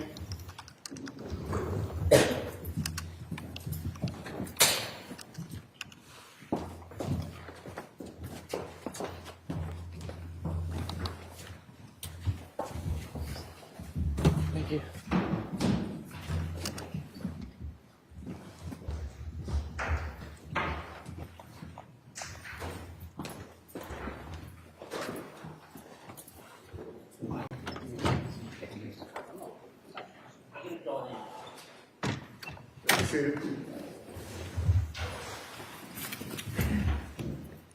Just as short as council, make sure you're back here a few minutes before 9 o'clock in the morning on Monday. Have a nice weekend. Thank you.